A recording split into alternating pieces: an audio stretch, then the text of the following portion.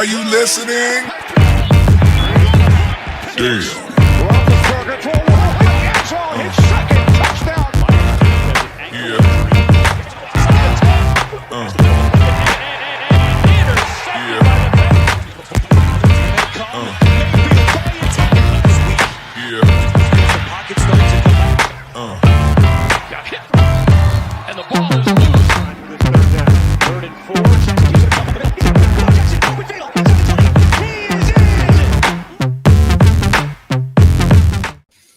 Welcome to another edition of the AFC North Talk presented by True Classic. True Classic, upgrade your shirt game with True Classic.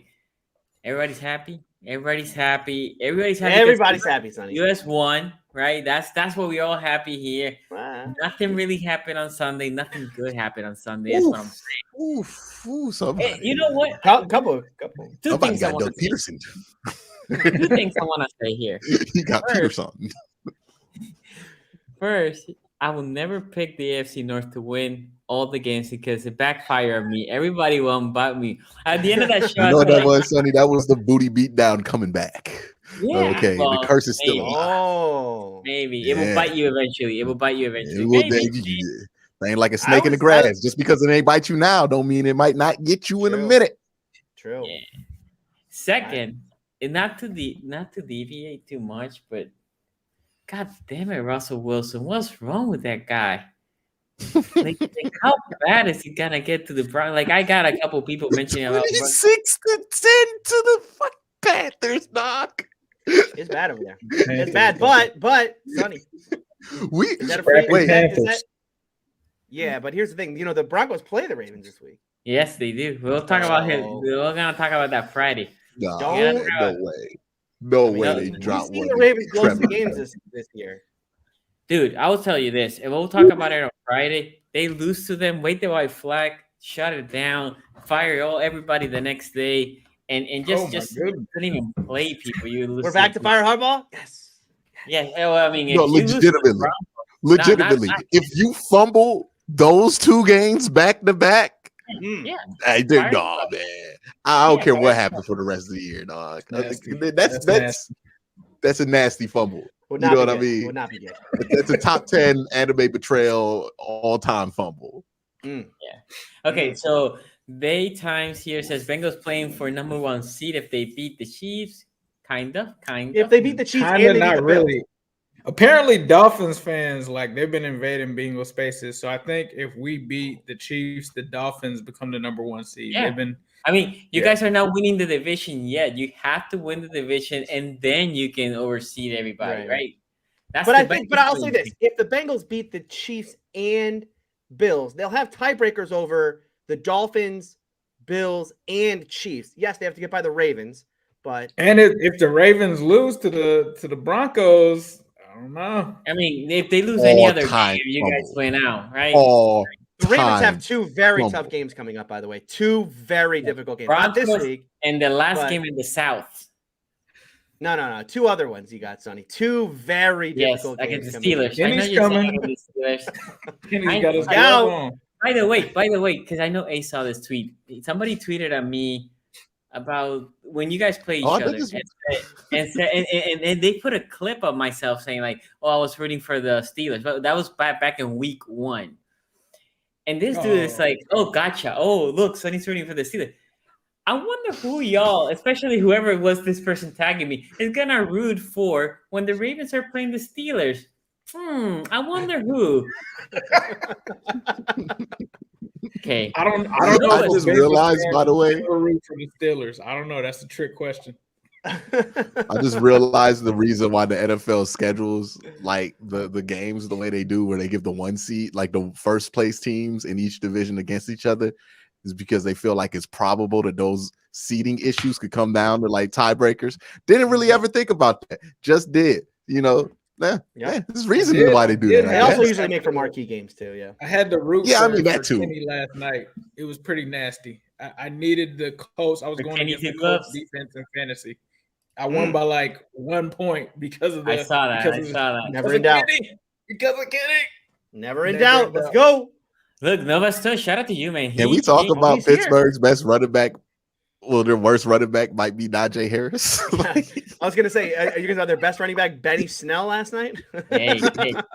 He was running. I'm like, oh wow, Najee having that's Benny Snell. Oh, come on.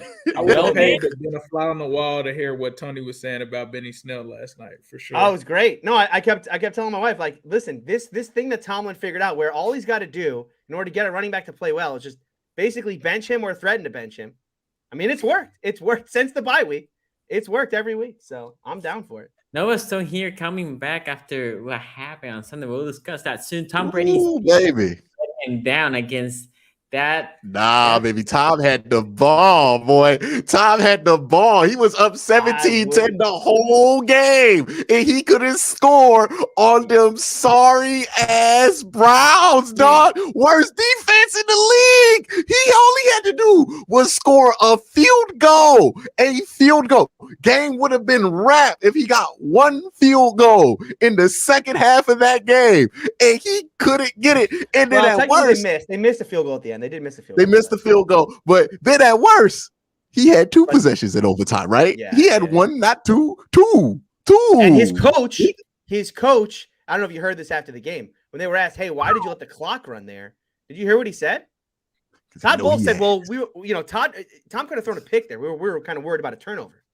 Because you have the greatest quarterback of all time, and you're worried about a turnover. No, he done, man. He done. Yeah, Todd Bowles is. He's trying to. That's crazy. Nathaniel Hackett. Fourth quarter Tom Brady interception versus the Browns is what he was worried about. That brother will be worried about everything for the rest. Then you talk about what's that? You can't live in your fears. That Tomlinism. Yeah, that boy live. That boy he don't live in his fears. Like he has an island in his fears. Like if he can't, come on, dog. Like he didn't go for it. Browns had a 3-man front. He didn't go for it. I was like, that's crazy to me. That's crazy. But hey, man, appreciate that. Tom Brady does what he does.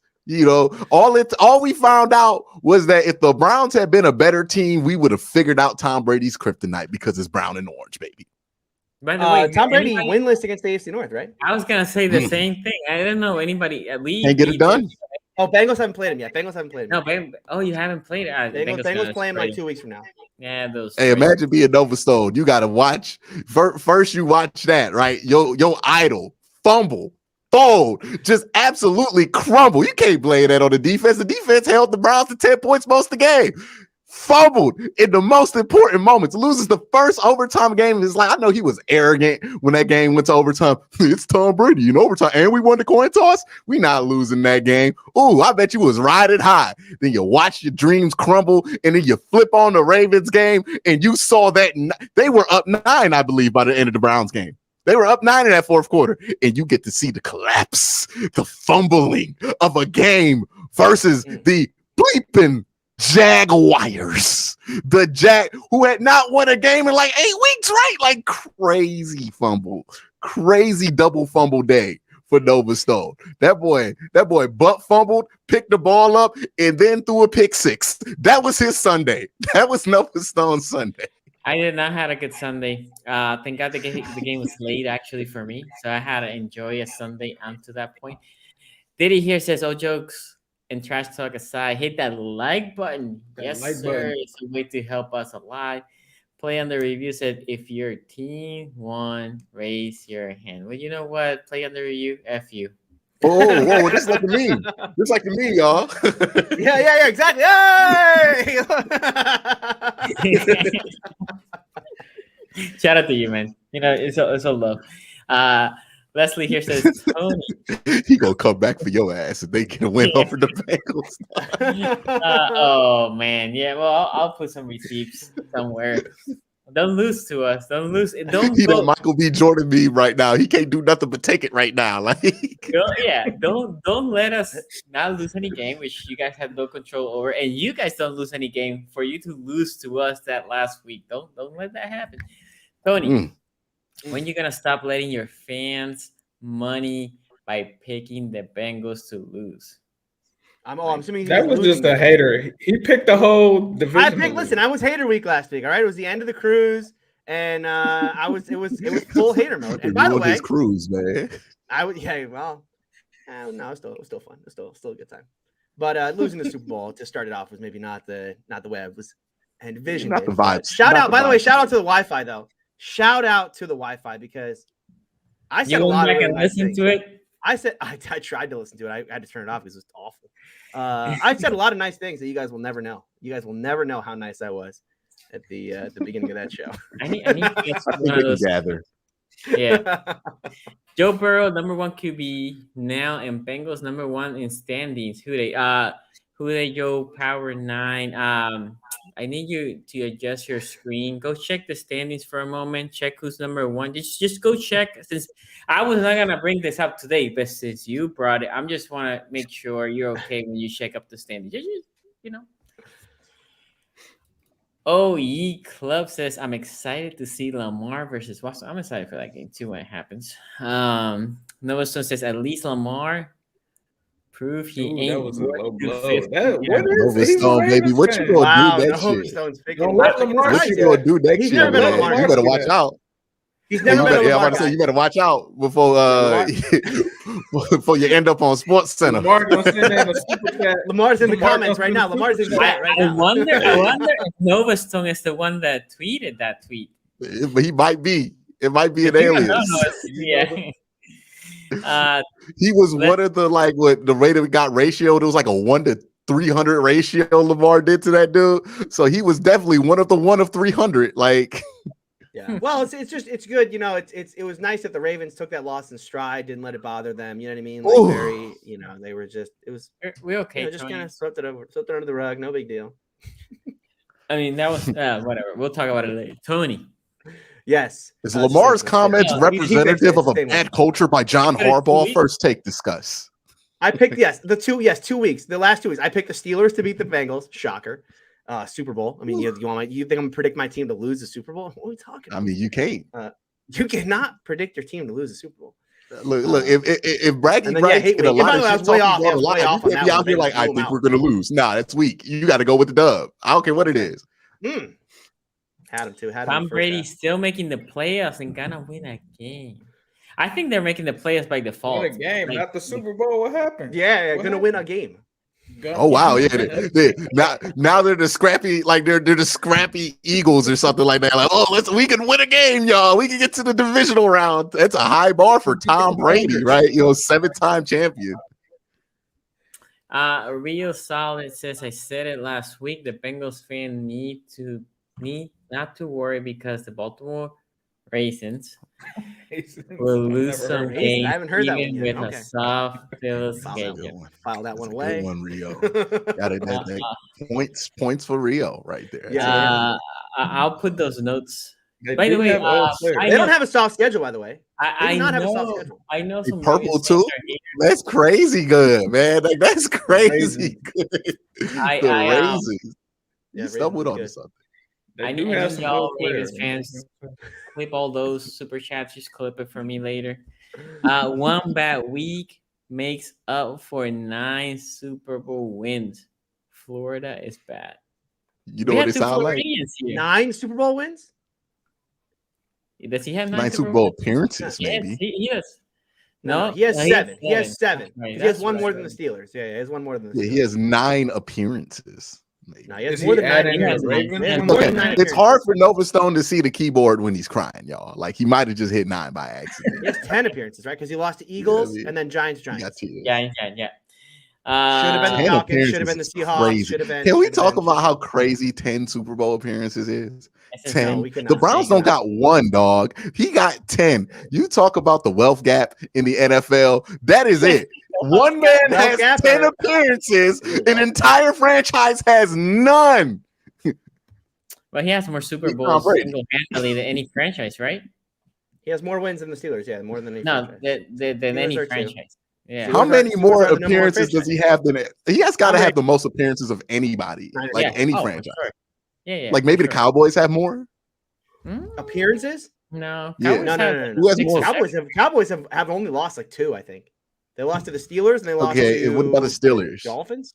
Steelers have been more than. Steelers been to 8. Dude, who has more appearances than Tom Brady? Nobody. 10. So his Super Bowl record means nothing because he's had more chances. Dolphins have a lot. Dolphins have a lot of LBron thing going on.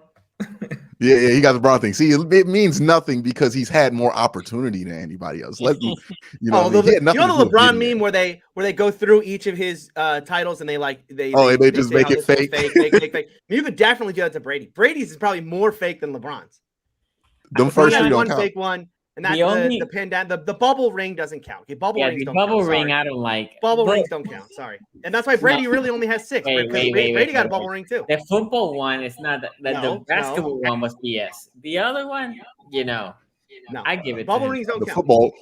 No, I know why he wants to discount everything that happened. Breaking out to go and get chicken wings. The bubble was real. The bubble was not real. Nothing that happened during the bubble. That showed who actually cared about basketball. LeBron took a break. He came fresh and he was like, "No distractions. I'm gonna in a hotel. Nobody come here. Leave your wife. We're gonna do this thing." And after that, look how the Lakers been after that. Couldn't even take your wife. You had to take your barber. Because Anthony Davis was a completely different human in the bubble, dog. Like he just turned it. Like he started smacking threes in the bubble, just like he ain't never done before. It was like, wow, you know what I mean? You can make the argument that Baker Mayfield Nova Stone just put in why he put 9 Super Bowls. It's just an Cleveland is I love Nova Stone. Cleveland is back. Watson can get those close games, 7 more points when we are losing by 3. Bengals steals. By the way, Bengals number 1 and Steelers rising. Here we go. It's just the weirdest combo in the world, but I don't know. I guess Tom Brady / Ravens fan is equally strange, but maybe this is more the division rival. Who did you? By the way, Bengals steal. Who did you cheer for in the Super Bowl? Like I don't understand. Like we cheer for the Bengals. Did he? I mean, the Steelers were the home game. Is that how he do it? Like in the home game, he cheers for the He's talking about 2 weeks ago, not the actual Super Bowl. Oh, that Super Bowl. I was like, what do you mean? That was Tony's Super Bowl. Nobody else was Tony's Super Bowl. No, he's one of those guys who got the split jersey. Yeah. Okay. Look. If I cheer for both teams, whoever's winning at the time is who I'm rooting for. Why be a loser if you don't got to, right? You know what I mean? You don't have to be a loser if you cheer for both teams. You could just pick the winner. That is true. Burrow can win without Chase. We can't run the ball because Mixon's out there. Henry's healthy. What excuses is there to use? By the way, not to derail really, but I got a lot of excuses. You want me to start P. Ryan, I think, has been better this year. He just hasn't gotten as much opportunities. 9 Super Bowls equals 7 Super Bowls. That is crazy because P. Ryan runs for 3.3 and Mixon runs for 3.4, and people are like, "Oh, Samaje P. Ryan is amazing." P. Ryan had that really nice catch against the Steelers. What's the recent split on that? Like Bengals fans have done that. They're like, "Oh, Samaje is amazing," and then it's like 3.3 yards per carry. But I love Samaje. It's the expectations of the balls, right? It's the expectations, right? Because look, Raven fans did this with Willie Snead, where it's like what Willie Snead did looked amazing, but Hollywood Brown, oh no, he's terrible. Even though Hollywood Brown had better numbers because you had more expectations for one than the other. You know what I mean? So 3.4 for Samaje is like it's better than 2. You know what I mean? But if Joe Mixon got 3.4, you're like, what's up with that? You know, it's just the expectation. I have that comparison when I talk about the Ravens about 2 guys. 9 Super Bowls equals 7 Super Bowls for Tom. That's what Brady I thought. That's what I said. He must have added the Ravens ones. Yeah, it's the Ravens one. Gotcha. So he. I want to know how old Nova Stone is. Like, what is the acceptable age to be this level of a Tom Brady stand? Because it's not young. Probably a little younger than me, I would guess. I would guess he's like 32. Like 30? Yeah, 30 or something like that. Because you can't be out here 17 talking about Tom Brady. Like, nah, dog. You're not getting Because Tom Brady, like you would have had the Ravens winning that Super Bowl in 2000. Then you would have been all on Brady's run, then Flacco, then more Brady. I feel like you would have to have been in that first Super Bowl run with the first Super Bowl set of Super Bowl runs with him. If you like before he was the best quarterback undoubtedly of all time, right? So we're talking about before 2006.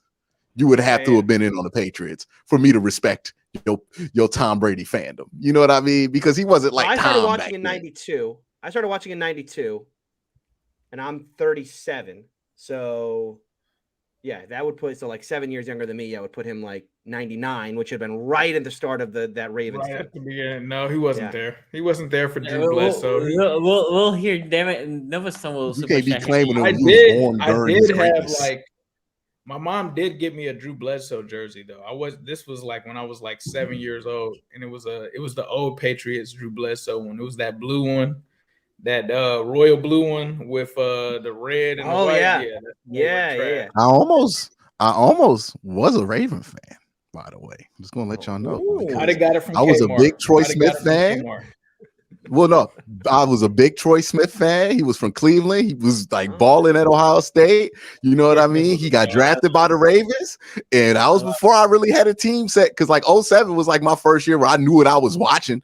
And then the Browns were good that year, but oh boy, it came close. But they never wanted to play big game Troy. You know what I mean? So it just never happened. He was gonna start, and then he got injured, and Flacco started, and then never looked back. Yeah. What if Seattle traded for Lamar? It was dicey. Yeah, I love Troy, but if Troy would have turned into something, I might be up here wearing purple. Good thing we don't live in that timeline, and I got to be miserable for the next. They were giving away Patriots jerseys at Kmart. That, and I think I had a Mushin Muhammad jersey as well.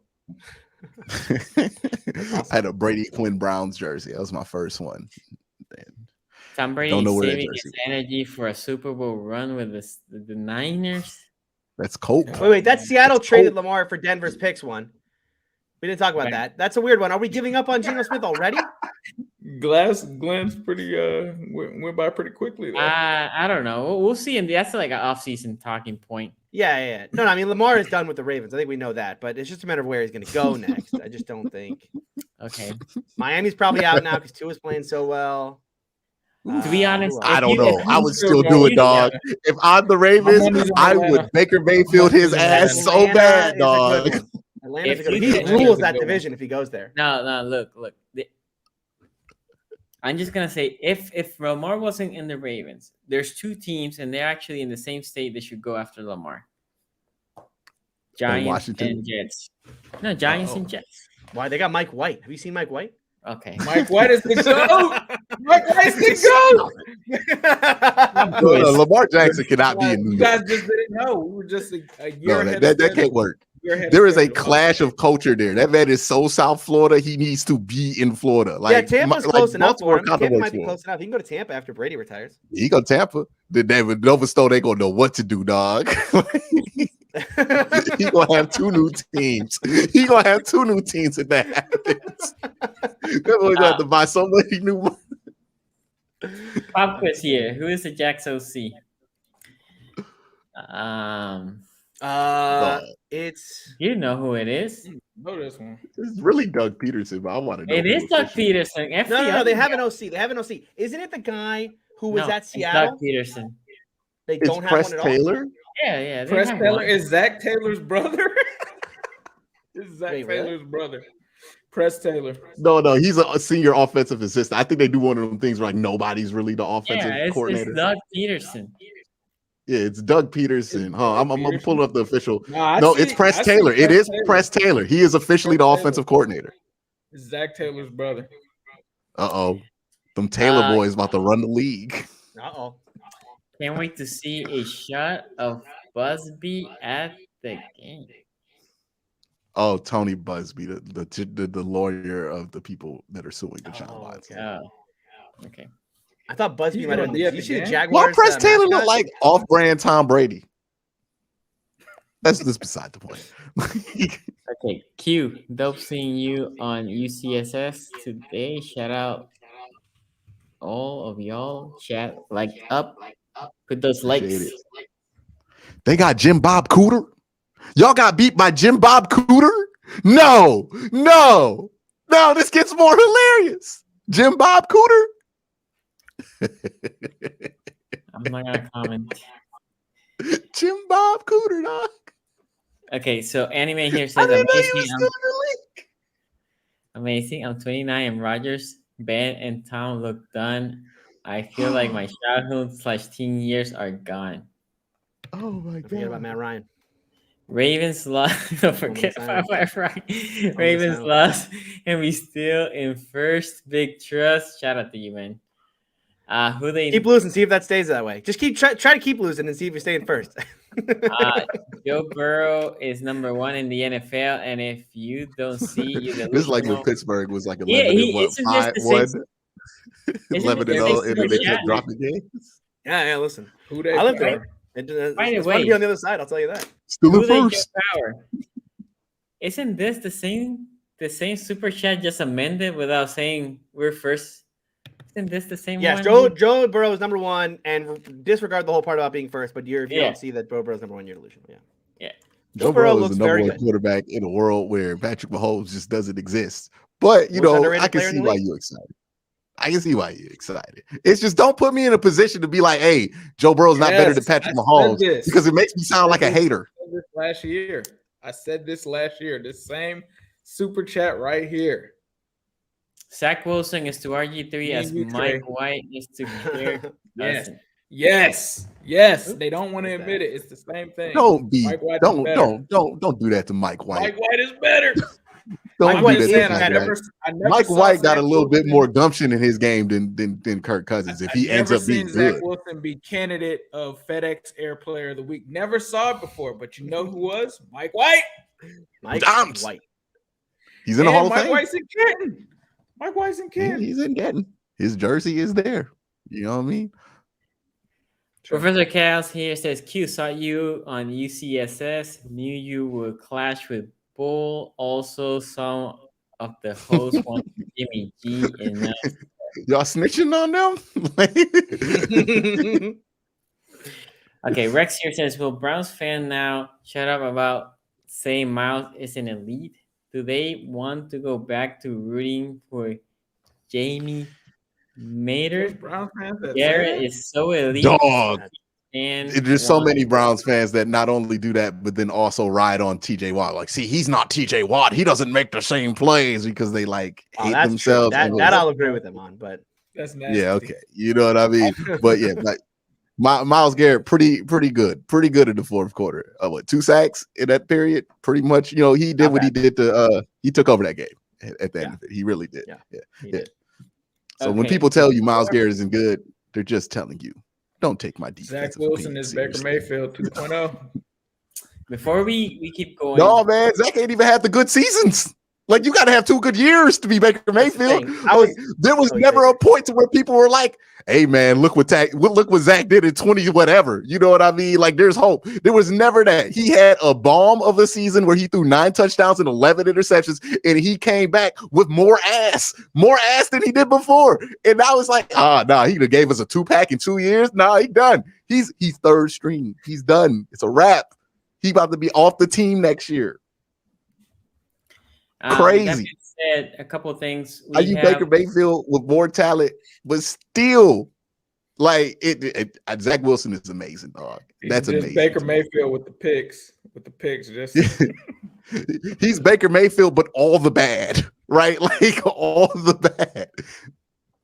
That's crazy. I didn't know that could happen. Shout out to him. So we have almost 500 people watching. Make sure you like this video. And Tony, let's pay some bills, man. Let's do it. It's never too early to play holiday music, and it's never too early to start thinking about gifts. Whether it's for a friend or the friends in your pants, you can make this season jolly with Manscaped. Do your little drummer boy a favor and use the Lawnmower 4.0 to avoid another silent night in the bedroom. Then add in Manscaped's top-of-the-line shower products to have people thinking all I want for Christmas is you. Santa cares about his sack, and so should you. Look nice when you get naughty by going to manscaped.com and use promo code AFC North Talk. That's AFC North Talk, all one word, for free shipping and 20% off. The Manscaped Platinum Package 4.0 is the one-stop shop for the man who deserves it all. It has everything needed to help deck the halls from face to balls just in time for mistletoe season. The Platinum Package has each product from has a product from the best-selling Performance Package Plus, Ultra Premium Body Wash, Ultra Premium 2-in-1 shampoo and conditioner, and Ultra Premium deodorant. It's the best way to smell fresh from your Santa hat to your candy cane. The Lawnmower 4.0 body trimmer and weed whacker nose and ear hair trimmer feature proprietary advanced skin-safe technology to protect your delicate presence. Plus, both are waterproof, so there's no issue clearing snow out of your driveway. There's a 4,000K LED light on it, so you can light the way like Rudolph. Now that you've groomed your candy cane, it's time to make sure you don't smell like a reindeer with the Platinum Package's shower products. All of Manscaped's shower gear is sulfate-free, vegan, and made to have your skin feeling hydrated and smelling fresh. But smelling good doesn't stop in the shower. The Crop Preserver Ball Deodorant and Crop Reviver Ball Toner can solve stank problems all day long. Once they touch your sack, you'll never go back. The Platinum Package 4.0 sitting under the tree is guaranteed to put anyone in the holiday spirit. So get 20% off and free shipping, but you got to use our promo code AFC North Talk. That's AFC North Talk, all one word, at manscaped.com. Hey, okay. Tony, I got a question. By the way, shout out to whoever wrote that. That was an amazing promo. And yeah, that was shout out. That was great. I got a question for you, and I got a question for Chad. Yeah, Zach Wilson, Baker Mayfield, both available in the XFL draft. Who are you taking first? You get the upside with Zach. You guys know me. I upside. You going upside? I'm not giving upside. I'm not giving up. That floor with Baker Mayfield is pretty appealing, though. You said what? Come back from the future. You had the Bengals in first place, and then you switched it back. You come back from the future. You kind of disappear for a second. Sunny, see the future. Steelers will be there in 6 more weeks. Give us 6 more weeks. Give us about 6 more. 10. Another clip, guys. Hey, Sonny, if y'all collapse again and end up in last place, you might never live that down, dog. if we take that would be so hard. Yeah, it's impossible. I might just quit. It happened last year. It's not impossible. It's happened before. No quitting the podcast. No quitting the podcast. I might just say it's all fun and games. It's all fun and games. I know there's a slew of super chats here, but let's talk about a game and then we'll go back to the super chat. So let's talk about the Steelers. Now, the Steelers, Kenny Two Gloves. He goes 20 out of 28, Tony. Looking good. Look at the precision. I love that. Know, the moment I woke up, obviously I didn't watch it live. I woke up and I have I think it's Ian Rappaport, one of those that I have alerts and says, "Oh, Najee Harris is not coming back." I'm like, "Oh, they probably won that game then," because that is who holds you back, Tony.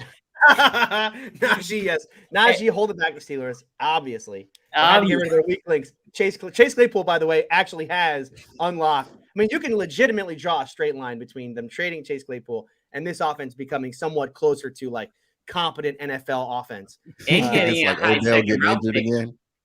Yeah, exactly. I thought that was a good win last night for the Steelers. I really did.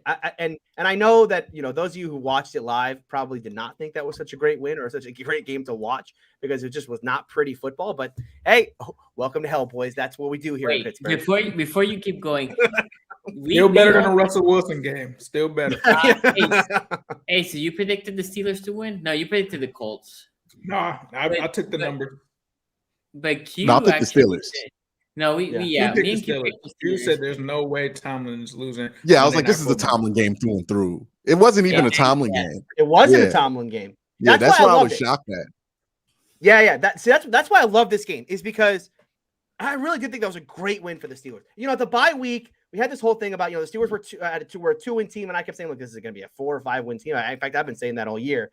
But Steeler fans would tell me all the time at the bye week, you're wrong, Tony. The run is coming. Tomlin's run of games is coming. It's going to happen. The schedule eases up. And what I said at the time was, look, that's fine, but it can't be a slew of wins that's based on this team doing the same crap they've done for 2 years, right? Which is win because they have a dominant defense that drags this offense over the finish line week after week, right? I mean, I don't need this team to win 6 games down the stretch because, oh, by the way, it turns out TJ Watt, Minka Fitzpatrick, these guys are good at football, right? I need to see something offensively. I need to see is anything that this team has built over the past 2 seasons going to work offensively, right? Is this idea of Najee Harris and this young offensive line, right? Is Kenny Pickett anything to work with? George Pickens and Pat Freiermuth and Deontay Johnson at receiver, right? Is any of those pieces worth building around, or do the Steelers have a massive problem on the offensive side? And I think that, to me, is what's been so exciting about the last 3 weeks for the Steelers, is that you have seen a tangible difference in that offense. And specifically, it's come in that running game. The Steelers have run the ball for almost 500 yards in the last 3 games. It's 163 yards a game. Now, I know that doesn't seem like a lot, right? I mean, I know, Cleveland's running for, 200 a clip, and probably Baltimore has in the past. But when you consider the 8 games before the bye week, the Steelers were running for 94 yards per game, not even 100 a game prior to. I mean, the Steelers running game, it's basically night and day. And credit, by the way, to the offensive line, because while, yes, we can say Najee Harris looks different and has looked different in these past couple weeks, they didn't have him for a large portion of last night's game. They didn't have Jaylen Warren, who we've all praised on this show as having that better running style, or a more aggressive running style. He did not play in that game at all last night. He's been hurt. So the Steelers had to go to Benny Snell, who we've all mocked in the past. And then Anthony McFarland, who's a guy who's basically on the practice squad and was hurt all of last season. And the Steelers didn't really miss a beat from a running game perspective.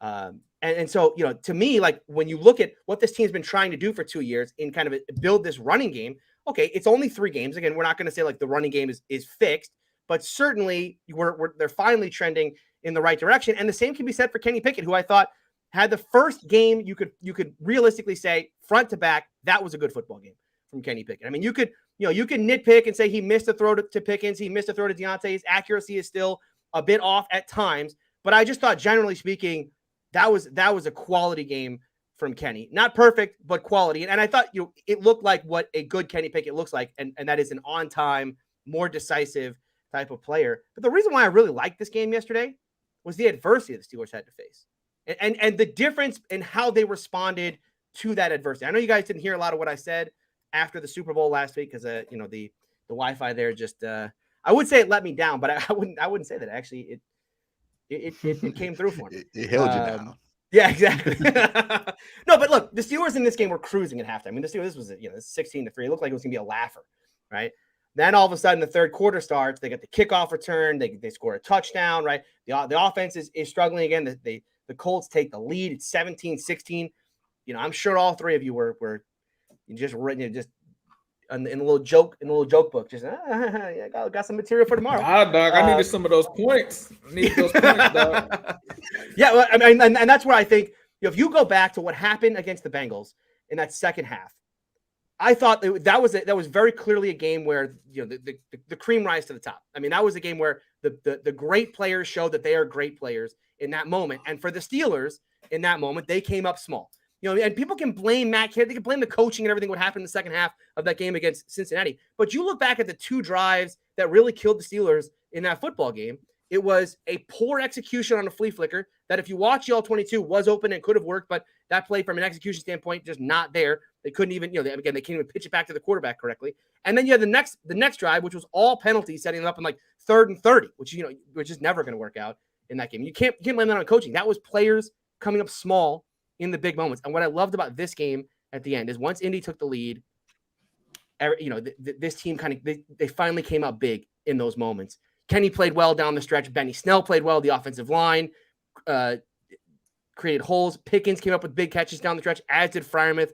And again, you compare that to what happened at the end of that Bengals game, and I think this is what I want to see from this Steelers team. Again, if this Steelers team's not going, I know Steelers fans want to imagine this team really could win the next 6 games. They really could finish 10-7. Right? They could sneak out a division win. And all likely that's not going to happen. But what should happen is we should learn something about who this offense is and which of these pieces are worth keeping. And I think at this point, we're starting to realize that some of these young guys on this offensive line are certainly going to be worth keeping. Book's still open on guys like Kenny Pickett. And defensively, real quick, poor game from TJ Watt. I mean, it just has to be said. TJ's had some poor games in the past. But even like that Bengals game where you would say it wasn't a great game from TJ, like he makes his presence felt. He had that unbelievable interception against Cincinnati. In this game, he really didn't have any kind of moment. But Alex Highsmith stepped up late, and I think that's good to see from a young player like Highsmith. He had the sack fumble on that last drive. He had the 3rd down stop, the tackle on Zach. Is he the sack leader? No, not the sack leader. He has 10, but I don't think he's the leader. I think Judon. Yeah, I think Judon has like 12 or maybe 12 and a half, something like that. But Highsmith's in the double digits now, so yeah, shout out to Highsmith. Again, I know that there's going to be cause for concern about that 3rd quarter and what happened, special teams, defense, yada yada. Again, am I worried that the Steeler defense is all of a sudden a bad defense? No, they clearly have some massive holes to fill at the corner position. The whole Mike Tomlin could just find a corner and turn him into gold thing. Maybe not. Maybe not. Maybe we need to actually get some guys who aren't named, Levi Wallace and Akilla Witherspoon at corner, right? Get some guys who are actually quality players at that spot. But otherwise, I really like what I'm seeing from this team offensively. It's something certainly to build on the road. So yeah, quality Steeler win in my book. Ace. Yeah, I think the Steelers did what they needed to do in this game. I think Tony's right, and I kind of saw it kind of coming with Kenny Pickett, right? In that game, I've ragged on him. I've talked about, made the Pickett jokes, right? The interceptions, because at one point this kid was number one in the NFL in interceptable passes, right? He's cut that down. He really has. He's tried to limit that these last two games. I saw strides that he was making in the Cincinnati game. He comes into this game. Now, the only thing I'd probably say is you like to see the kid at least throw like a passing touchdown here or there. That's probably the only thing. But the way that he controlled the game, you talk about the chemistry that he has with George Pickens, you can start to see it coming out now. And we all know, even though the Steelers have been down bad this season, the weapons are there, right? You talk about the guys around him. Najee Harris exited that game early. I was kind of confused by that. It was an oblique injury or something like that, right? It was it's like abdominal. Abdominal injury or something like that. Yeah. So, but they went out and they took care of business. And I always thought during that game that the Steelers were going to end up winning it. Just the energy that they were playing with. They didn't play like a team that was like, all right, after Cincinnati, we're packing this up. Season's over. They didn't play like that. So I think they came out. They took care of business. They came out and got a win.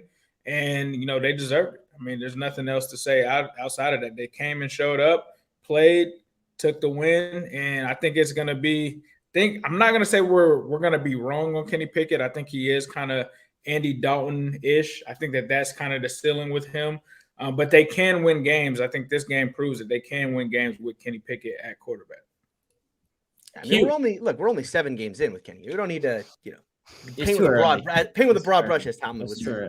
He probably ends up being Derek Carr, but who knows? I don't know if he like. I've contended that my whole thing with Kenny Pickett is he's like he's in that Jacoby. He's going to be one of those Jacoby Brissett tier quarterbacks, right? That's I think pretty consistent with what we've seen, right? I don't know if he's a long-term starter, right? I think that's actually more dangerous for Pittsburgh if he becomes a long-term starter versus like a pretty good journeyman quarterback, right? Because long-term starter, you sign and you extend and you get money, and once you pay a dude like that, it's hard to win. Like at the highest level when you do something like that. So I don't even know if Pittsburgh, like I would think they would rather him either be a journeyman or be really, really good, right? Like I don't think you want to live in between world with him, or where you're guessing about him, or where you're like, hey man, maybe if we keep it together long enough, he could have a hot year like Joe Flacco. But Joe Flacco had that year before he got paid. Like you just can't do that once they get paid. But he's not a terrible quarterback, right? Like he's not awful. He's a NFL level, fringe starting level quarterback in my opinion, and he played up to that potential. And look, I'm not gonna lie, I thought the ability for him to hit his floor was much more likely than what it looks like it's going to be. So he's been better than what I've expected. That being said, oh my God, Matt Ryan, dog, he's trash. Like he is so bad. That's Tony's voice too. It's a moment of silence. That was so miserable.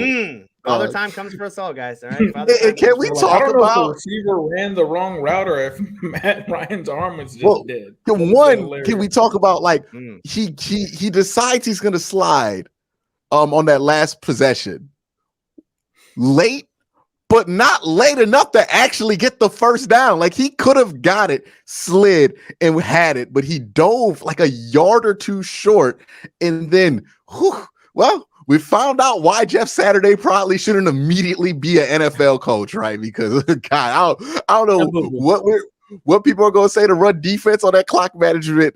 It did not appear that good decisions were made from a play calling standpoint, and from a clock management standpoint, in my opinion, right? It just, I don't know. Maybe somebody can justify it to me in a way that makes sense. I just didn't think that was done well.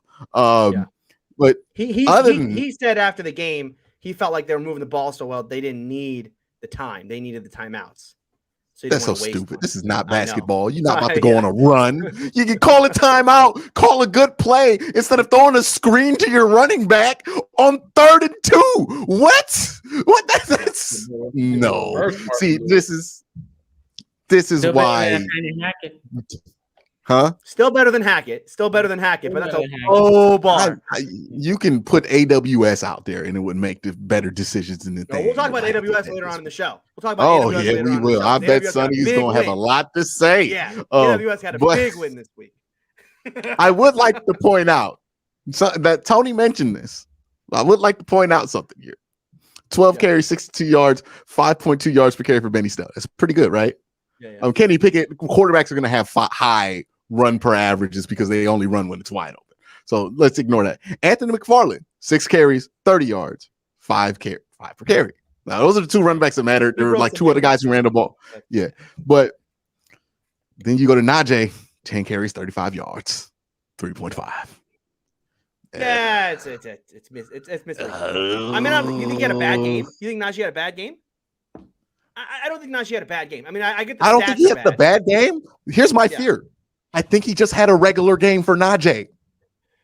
I don't know. I mean, let's see. Look, the Steelers are just putting it together on the offensive line. I know we all want to like bury every player on the Steelers. Like, I'm not ready to bury Najee yet. I will agree that he's not living up to the. Nah, Tony, this is the Joe Mixon treatment. Welcome to the Joe Mixon I get world. It. I am very harsh on running backs that get to that don't get above 3.5. He's not living up. Look, you don't like anybody that runs under 4 yards per carry. If you run under 4 yards per carry, I've been consistent with this though. I've been consistent. I put Nick Chubb on the list last week. Like, got all kind of hell for it. So, like, I'm kind of concerned. He's not living up to the billing of a first round, 25th overall pick or whatever he was. Certainly not that.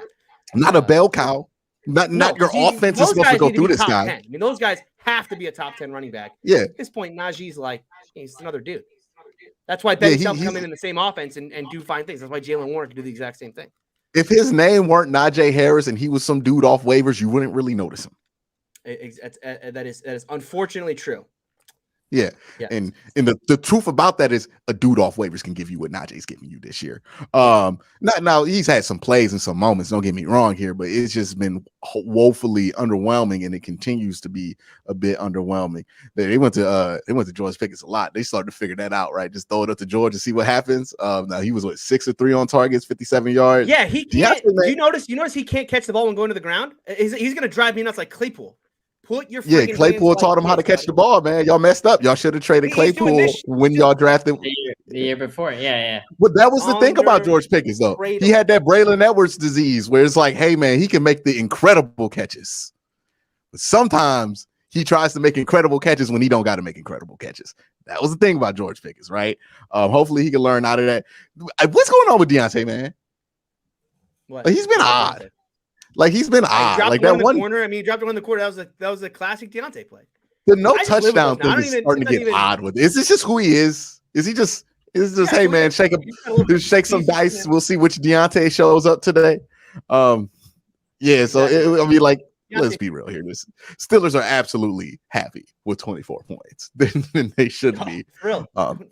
Raising a band. But this is not a game where you can walk away saying I learned a great deal about any player in like a super positive direction. You can lean one way or the other with it, but I mean, this was a true game between 2 bad teams, and I've seen a lot. You would have to give credit to the Steelers' offensive line. I disagree with you on that. No, they played well. You can say like I'm not saying every element of the team played terribly in the game and that they don't deserve any credit. I'm not trying to discredit the win. I'm saying like there's a limit to how far you can go with the praise. And how far you could take that with. But that's 3 games in a row for the offensive line now. You would say they play really above the line football. I'm saying anything that you specifically started to think because of this game. I got you. Okay. Yeah, you know what I mean? Well, so 2 weeks from now, when Kenny slings 5 touchdowns against the team in purple. Yeah, I might have to take it more serious. This is when it started. Yeah, this is when Kenny Pickett became Tom Brady. You know what I mean? That's right. This was his tuck rule moment. But until then, I can't really say nothing about that. But yeah, overall, I mean, like 2 bad teams played on national TV. And I think the better Are the Colts bad? Are the Colts bad? They're terrible. What do you mean? Are the Colts bad? Did they beat the Chiefs? Did they lose to the Eagles by 1? Hey man, look, bad teams win games in the NFL. Bad teams win games. Exactly. Steelers whooped on them. One stole a game. We come in Baltimore. Tony, the second they got 5 penalties in the red zone and didn't fumble the ball away, that's when you knew they were terrible. Yeah, it wasn't great football. I'll agree with you there, but that's because they were so intimidated by the defense in front of them. I mean, they got 2 pass interference. They got like 8 pass interference calls on that one drive to get there. They finally get another set of fresh downs, and then the first thing they do is cough up the football. That's why I was like, happens when, that's what happens. I'm going to say is one team thus far in the division has not lost to Kenny Pickett. You guys better keep it up. Don't lose to Kenny Pickett. Don't lose to Kenny Pickett. Barely. Had you in the first half. I got to go back to that first show this year. What would this world look like if Baker Mayfield played that whole Bengals game and Kenny Pickett would have started the year as the starter? Steelers be undefeated right now. Okay, Raven Ron here with a super chat says Ravens lose, blame Giro.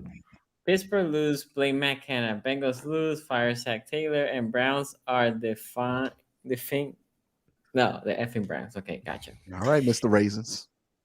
Professor, you know why they also call you the Baltimore Raisins? Because most your players are old and shriveled up. Take the play calling ability away from them.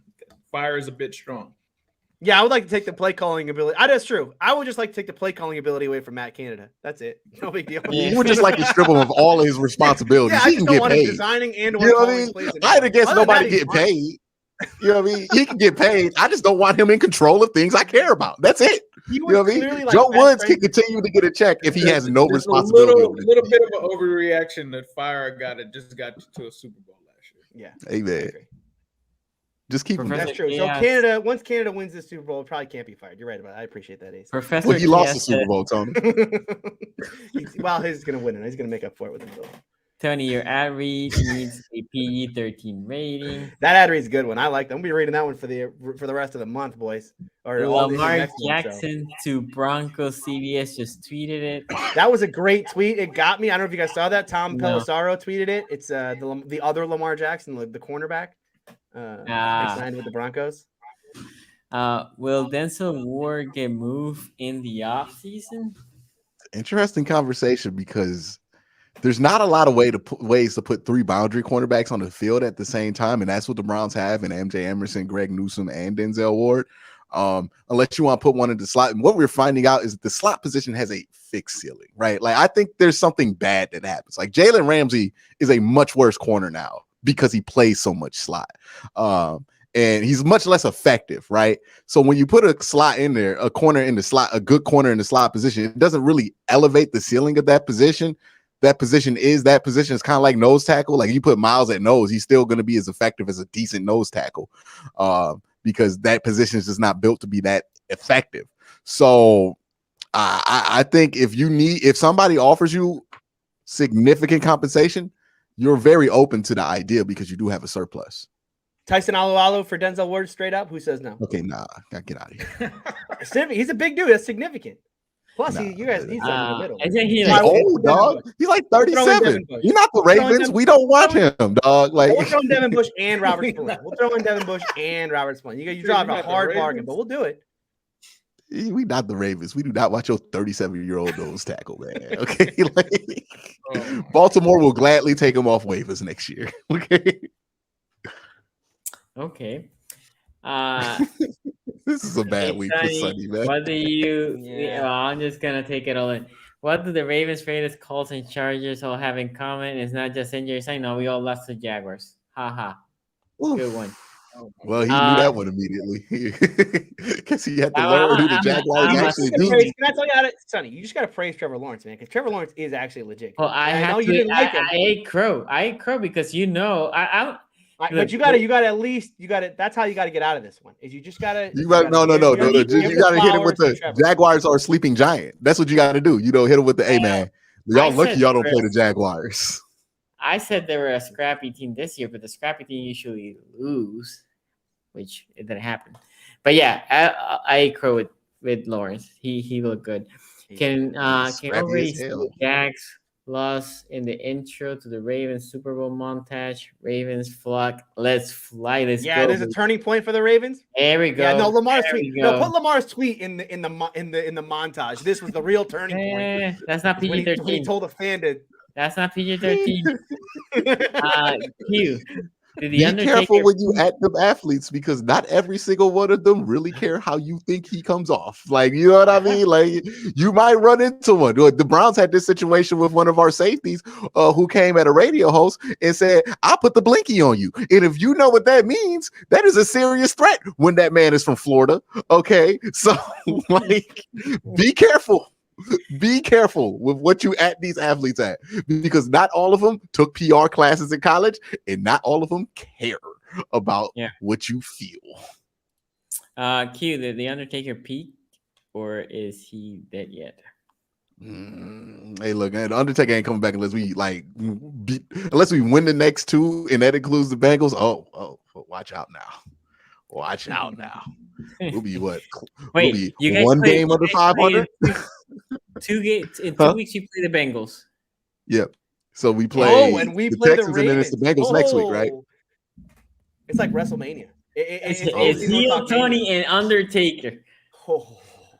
Let us get. We're gonna do 2 shows that week. We're gonna do 2 shows. Don't let the darkest timeline win the week, y'all. Yeah. Don't let the darkest timeline win the week. This show will be 2 people talking for an hour and a half. No, I mean, it will never end. This show will actually never end. Who's gonna be at home watching. We will be tagging. It'll be like the Undertaker. It'll be like the Undertaker and Kane when they was a tag team. We just gonna keep tagging each other. We gonna come dress as Undertaker and Kane, dog. We really have an AFC North extravaganza in 2 weeks? I don't know. You can't, right? Because I guess it could. I mean, no, wait. The Steelers and Ravens play in 3 weeks. 3 weeks. Oh, because we played the Broncos, we play the Falcons, and then we play y'all. I think no, it's right. No, it's right. No, it's right. In 2 weeks. Sunday, December 11th, 1 p.m. Browns at Bengals, Ravens at Steelers. AFC North will never. The guys never win that week because if you let Undertaker and Kane win, dog, another Super Bowl. Dog. It's gonna be a tag team. We about to. I'm gonna drive to Orlando just to do it. Okay, let's go. Zach Wilson, you have focus, slinging before balls on the field. Oh, balls, yeah. And okay. Well, let me stop there. Let me stop there. I almost read it all. Let me stop there. Send that man to jail. You almost got you. Jail. Okay. Hey, all Browns fan here. I'm 20 years old with proper coaching, mainly defense and special teams. Will this Browns team be better than the 80s and 90s? I'm assuming Browns team. They have the potential to be really good, right? Like the Browns have the potential to be really good. We'll just see what happens. Not this specific team, right?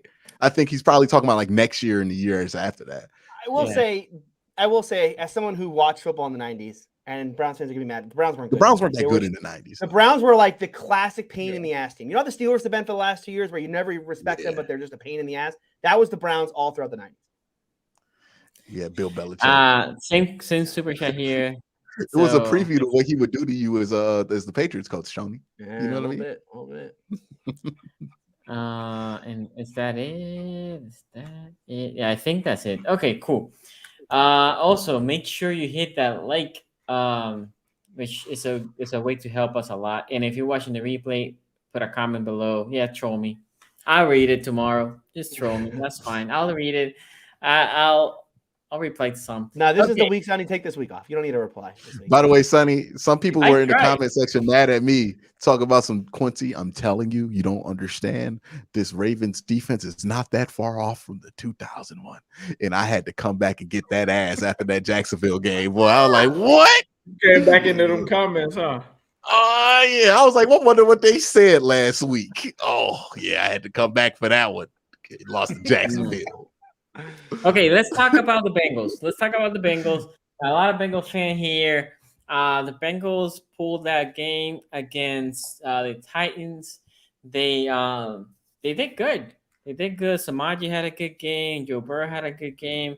They limit Henry, right?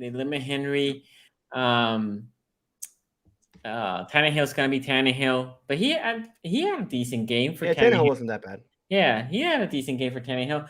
But Ace, I want to know from you, because it was tight, right? Obviously, I'm watching the Ravens and I'm like, okay, Bengals are winning. The Browns, I was like, shit, the Browns are losing. I guess I didn't get that one.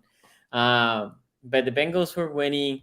I personally never thought you guys were going to lose to the Titans. I don't know. I think like you, not to become the same to the Titans, I just think it's a bad matchup to the Titans more than anything. But Ace, what do you think? Yeah, you hit the nail on the head there. It's a bad matchup for the Titans. I mean, the Bengals, especially with DJ Reader now, he didn't seem fully healthy when we played the Steelers. He didn't have the impact that I would have expected that DJ Reader made early in the season. In this game, though, yeah, DJ Reader was back. Like he was all over the place in this game, taking on double teams. I mean, I got to give credit to the defense because the Bengals defense didn't get a lot of credit for stopping Derrick Henry the last time in the playoffs because the excuse was, oh, he's not 100%, even though everyone during that week was talking about how Derrick Henry was going to run all over us, even though they knew he was hurt. This was a game where I think the Bengals defense took this one personally because they heard all before the game that Derrick Henry was going to start him. DJ Ritter played insane, stopped him. They said that he was hurt. So this was a game where they wanted to show early and often that he just wasn't going to beat us. I mean, this guy's a volume runner. He's a great player, but he's a volume runner.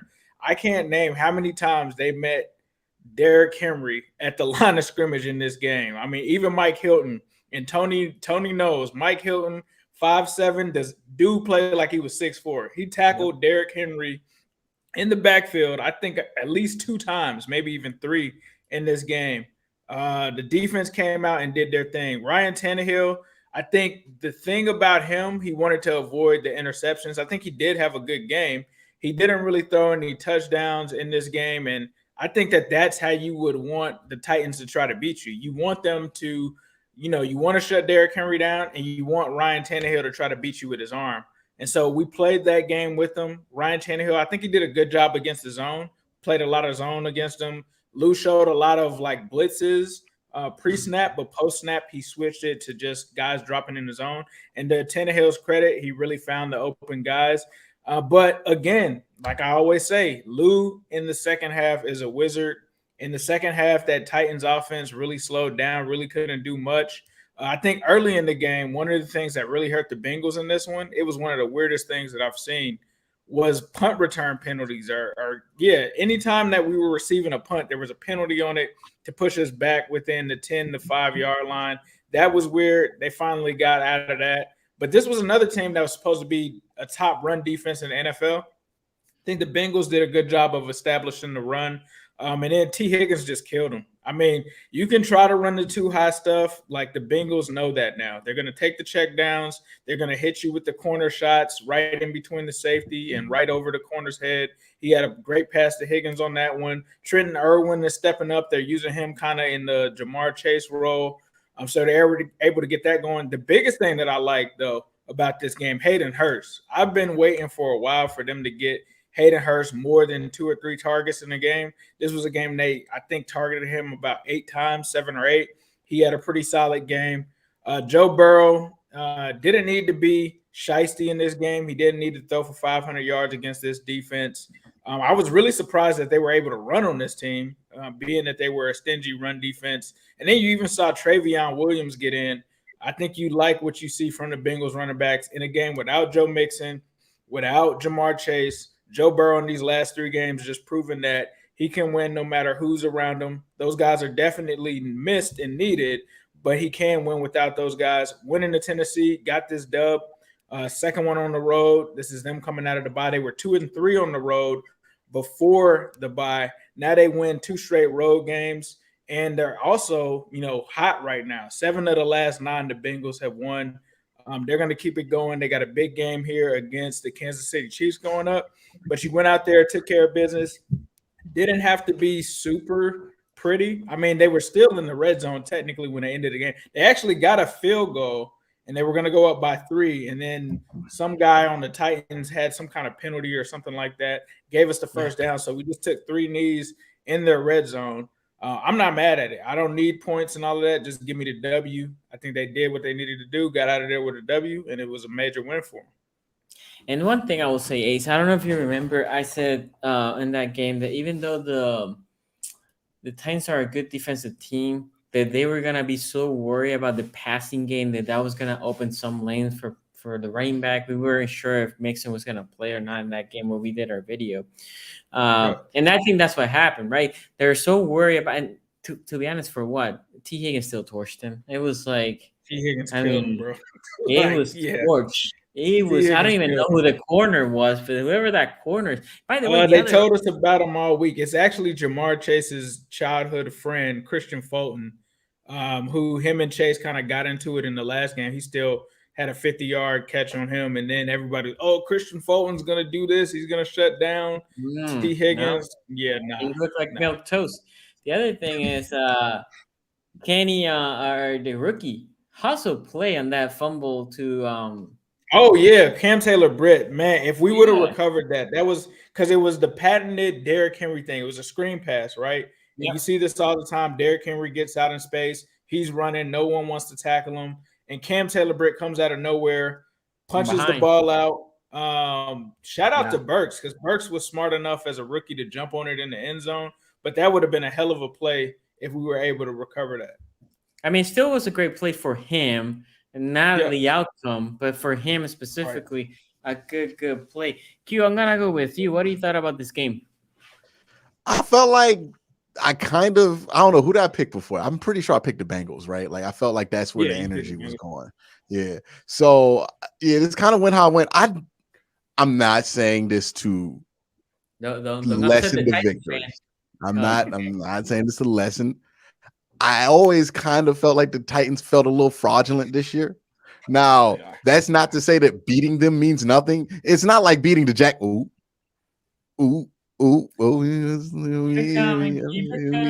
My bad. I didn't mean to go there. It's not like, beating a division. Beating a team in the South is really easy. It's real easy to do. Beating a team in the South is so easy, right? Yeah. Yeah. But Wait. Tony, you know I was at that damn game, Tony. Okay? At this point, I hope the Steelers. I just don't understand what it's like to lose to a team. I hope they lose next week. I hope. I know who I'm picking on the preview show. You made my life easy on that. But yeah, I felt like the Titans were a little bit fraudulent coming in. And I feel like the Bengals are getting it together. Now, what they have been able to do without Jamar Chase, I think is legitimately impressive because it's not what we expected. We expect this offense to kind of look like they did in the previous weeks, right? When Jamar Chase was actually there, ironically, where they were kind of struggling, starting late. Now it's not necessarily that problem. They're able to finish games. They're more than, the LOL, let's just get a big play from Chase now, right? I think this might actually have been something that's better for Cincinnati because now they have more things to lean on. Sometimes they go Jamar Chase crazy because Jamar Chase can deliver in those moments. But it's also better for them to know, hey, if we need it and they want to do everything they can to sell out on Jamar Chase, T. Higgins right there. You know what I mean? Like T. Higgins is a him too. You know what I mean? So it's nice to build that confidence and have a repertoire of plays that you have gone to that have worked in the game late to build for that second option because it's going to come in handy, right? Like winning those 4 games in a row to get to a Super Bowl championship requires more guys than just your best 2 players to step up. It requires a bunch of dudes on the offense to step up and make massive plays. And T. Higgins is most certainly in the orbit of players they're going to have to step up. So now they're more prepared for that. Defensively, the Bengals are good. It's going to be interesting. I'm not going to do the Odell take. Is Jamar Chase going to ruin the flow when he comes back? No, they'll add him in pretty seamlessly, right? And they're going to be an even more dangerous team. Even more dangerous team. But the Bengals are looking good. I find it hard to believe that the Ravens are going to fumble the division away. As much as I love the joke about it, this is a really hard fumble job for them, right? Like there's still a game ahead, and not only does Cincinnati need to get even or their half game. So since he's only really a game and a half back, if you think about it, right? Because a half game, half game. Oh no, if Cincy wins and then Baltimore loses, then Cincy has it. Yep. Oh wow. Yeah, they're tied right now in record, but they have the tiebreaker goes to Baltimore because of the head-to-head. I mean, unless Cincinnati get like walk out here with what a crazy. Well, how many losses? Cincinnati has a legitimately harder schedule. I mean, you just I don't. Yeah, it's if Cincinnati gets on top, like it's going to be tough. It's going to be tough. They play like almost all the playoff teams in this last run, and then like they have games where everybody else has these games against like the Browns. So the Browns are a weird team to play because they're not a great record, but obviously things have changed after week 11. Oh yeah, surging Steelers. You know, we don't know how long Najee is going to be hurt, so that offense might be surging for a little bit while longer. It depends on when Najee gets back. You guys play not.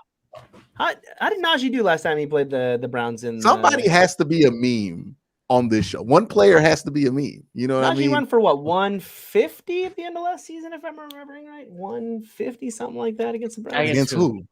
Against the Browns.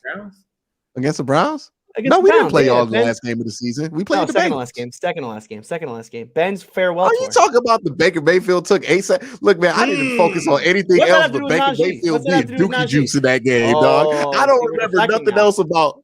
I don't remember nothing other than T.J. Watt almost getting the sack record because Baker Mayfield decided to play one of the most dookie juice games I've ever seen in my life. You know, Q no, now he didn't. I've seen that. That was Jamal Lewis on us, 296. I remember that. No, and then Corey Dillon on the bench. Was it Corey Dillon? Somebody on the Bengals. It was Rudy Johnson. Almost broke it back then. Yeah, I've seen the rushing records. Yeah, I've seen it. Trust me. Look, all these records have come through Cleveland, baby. You know, you want a single season record or a singles game? It runs through the city of Cleveland, baby. Let's go. I think the Ravens got us one year. They might have set a record. What was it, like 400 yards or something like that, Sonny? Jamal Lewis told everybody in the pregame press conference on a Wednesday, hey, I think I can get the rushing record this week. I think it was like 400 rushing yards or something. It was Lamar. Like everybody just got off on us that day. That was the same game. That was ridiculous.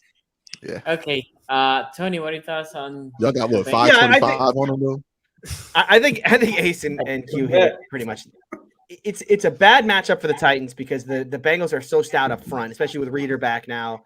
And this is a team that kind of lived off play action. I'm surprised they didn't live off play action more because, like Ace said, the Bengals were so willing to play downhill, and just come flying at Derrick Henry every play. It felt like they should have more success on play action.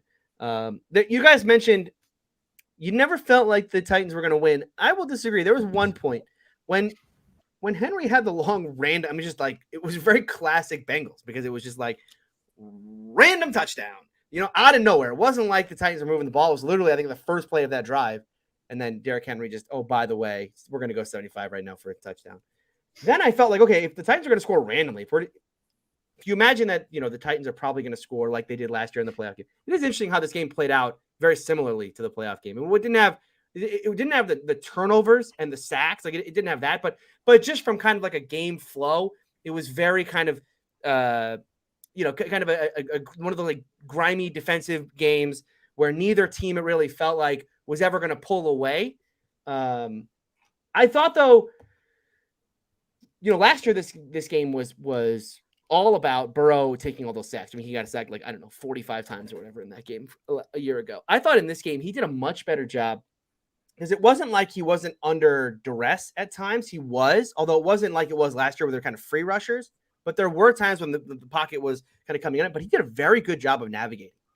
I thought he did a great job in this one of navigating the pocket and keeping his eyes downfield and making something happen on those plays when it felt like, and this is something we talked about earlier on in the year, right? When you go back and watch that game tape yesterday and then go back and watch what happened against the Cowboys in week 2 or the Steelers in week 1, right? Where we talked about like the eyes would come down and he just that wasn't really happening in this one. So I thought that was really good. Like you guys have talked about, Higgins.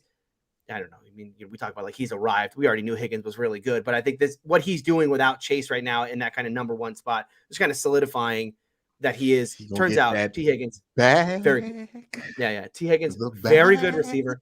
I don't know how they're going to afford him. I agree with that, Q. I don't know how they just can't. It's just impossible. They got to trade one of them. T. Higgins is not just catching passes; he's catching bags of money right now, dog. Because he's about to get the bag. Oh, one other thing I want to mention about this game that made no sense to me, because I the Titans are kind of this team a lot like the Steelers, where they're not a great football team. I don't think anyone actually thinks that this team is going to win a Super Bowl or whatnot. But one thing about them every week is they're like really well coached. Mike Vrabel, really good coach. They're just a sound team. That's why they're such a pain in the ass to play. The fact that they lost, I mean, they didn't lose. They weren't going to win the game. Tannehill was not driving down to get a touchdown at the end of this game. But it was just one of those head scratchers. Like a Mike Vrabel coach team loses because they hit the snapper on a field goal and like for a free first down. Just a strange ending to this game for a Mike Vrabel coach team. But like I said, the Bengals were going to win this one the whole time. There was no way, 0% chance that Ryan Tannehill was going up against this defense, even without Awuzie, and going down and scoring any points at the end of this one. So quality Bengals win. And they got the marquee matchup coming up this week. Yeah, this one counts, Bengals fans. This one counts. Oh, I forgot to talk about the offensive line. Offensive line played their ass off in this one. Got to get them kudos for keeping Joe clean in this one. Ted Karras at the end of that game, that was legendary. Don't know if you guys seen that clip or not, but it's him basically talking crazy about Tennessee fans. It's hilarious. Tennessee fans. They so easy to dunk on, man. They feel so good too. It's like dunking on what's that dude? He's like a tall white dude in the NBA. Might be able to relate to it. About Tennessee. I know you guys don't like Tennessee. He was like the dude on every poster in the 90s. He used to get dunked on all the time. You know what I'm talking about, Ace? Bradley? Sean Bradley? Yeah, Sean Bradley. That's what Titan fans are. They like dunking on Sean Bradley. Like you can't, when you come up on him, you like, oh yeah, I hope we go down 14 to beat you by like 28. Like you just want to bang on them real quick. They so easy to dunk on, man. And they fall into the trap too every time. Like you could just bait them into something that's easy to dunk in, and then they just fall right in position. You're like, oh, here we go, slam them. Bam! How did Sean Bradley make the Space Jam roster? That's the real question here. Because they was out there running. They was out there running 5-on-5 all summer, and they needed somebody to dunk on, right? Like you can't be out there if you running with Charles Barkley. He's not gonna let you get nothing to fun in. But if you can switch against Sean Bradley at the top of the pick and roll, bang! That makes it more fun for everybody. I bet Spud Webb got him a body that summer. You know what I mean? Before the 3-0 at the end, Burrow had as many rushing yards as did. Awesome Derrick Henry. Is Joe Burrow the third best running back in the? I like the super chat. The super chat's not even a troll. It's real. Irwin, wide receiver 1. Irwin, he's a dog. Aaron Irwin's played well for the last 2 weeks. Yeah. Is that the last super chat here? You got dudes from like the Browns 0-16 roster just playing wide receiver. It's crazy. This team's so good too. Like, how does this happen? Like, okay, that was the last super chat that I seen. Okay, let's move on to the Browns. The Browns pull. What happened, Tony? No, I'm excited to talk about this one. As I told you guys, I don't know if we said it on the show or pre-show, but like this game brought me a lot of smile. Jacoby Brissett finished his tenure. Well, he's not out of the Browns, but finished, passes the baton. You would have thought it was like Big Ben retiring the way. Yeah, I know. It was like a moment of silence for Jacoby. Like, he got one going out. I'm like, damn, we gonna crown it. We gonna put this on ESPN. Jacoby's last stand. Yeah, exactly. Look, the dude made some good dough. He definitely should be he's a quality backup for whoever, and he can start and he can be decent for you. That's true. Jacoby Brissett versus Tyler Huntley next year to be a quarterback battle. Be interesting to talk about. Here we go. Okay. No, they're gonna lose Tyler Huntley too. Ain't he a free agent this year? Quarterback rankings. That'll be weird to rank him on the quarterback rankings. Yeah. One more year. One more year. Oh boy, y'all gonna be in another contract situation with your starting quarterback. We have the kid from Oregon over there in the practice squad. He looks exactly like Marcus Mariota. No. They got with Derek King. This is his name. No, I forgot his name. But he was the Oregon quarterback Justin last Herbert? year. No, you. Anyway, he looks like Huntley when he played in the preseason, like Huntley looked in the first year. Anyway, he's not talking about that now. Don't deviate. This is the Browns segment now. Browns had a good game. Browns came in with a game plan. I know and I keep calling them the Patriots, but the Buccaneers was feeling good. They were up. And I actually said, because I picked the Browns, but when I saw the score, I was not watching the game live because I'm watching the Raiders, and I'm like, damn, I think the Browns are gonna lose. I thought, because my thing was they're gonna establish a run. Brady's not looking good. I don't know if Noah Stone's still here, but Brady ain't looking good. And then I watched the game again, and Brady exactly did not look good again. He might say it's the defense, but Brady, I mean, he doesn't look old like Matty Ice looks old, right? Matty Ice looks like done. No, Matty Ice looks like what do you do? A condemned. He looks condemned when he's out there, right? He's a condemned building. 1 year too many. Let me tell you, Tom Brady can't be open much longer. Russell might be worse. Yeah, Russell Wilson. Russell Wilson, dog. I don't know what happened, but his weird to good plays ratio is so off whack. No, but think about this for Wilson, and again, not to deviate, but at least Matty Ice looks to be light. The Broncos, not after fans right now, just to play that locker room looks like they hate him. That defense, the defender's screaming at Wilson on the sideline. You can't be this highly paid, this sorry, and this weird, right? Like this unlikable. Like that's a combination of things. That's a horrible combination of things that I have not seen in quite a while. I don't know who's been this like combo. And then we got two of them because A-Rob been trash. And it looked like Jordan Love might legitimately take his job if he has another good game. Crazy world we live in. Well, let's talk about Tom Brady falling off the wagon. Look, I'm going to be as ruthless as possible because you know what, baby? I don't feel like we ever playing him again. Okay. It's D-O-N-E done. He's done. Okay. The Browns offense did not show up for like 2 quarters in this game, man. Like the Browns defense. The Browns defense is what kept them in this game. That's, you know how crazy of a statement that is after what we've watched.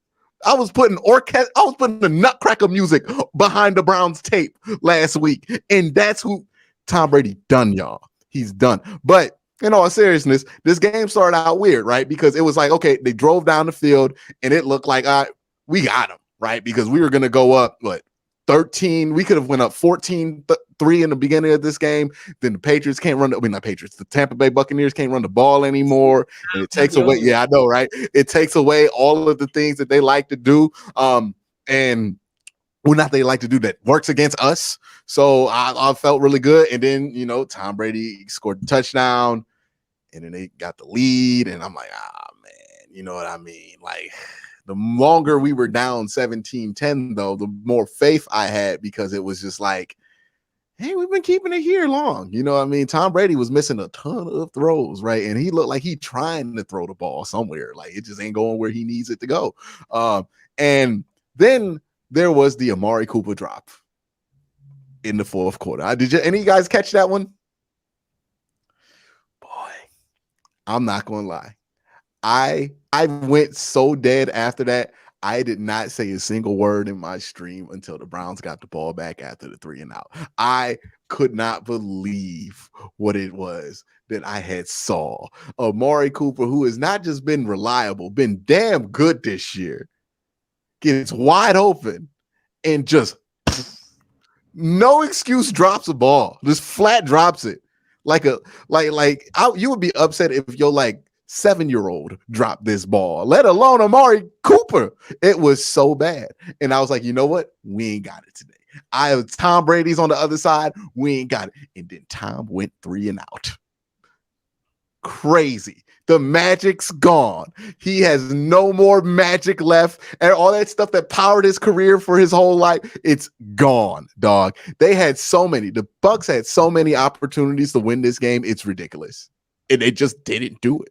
They just didn't do it. They kept giving the Browns the ball at the 40 in the third quarter. The Browns did nothing with it, and they still did nothing. Like nothing. But it was amazing for like the third quarter watching both teams refuse to put this game away one way or the other, right? And then overtime happens.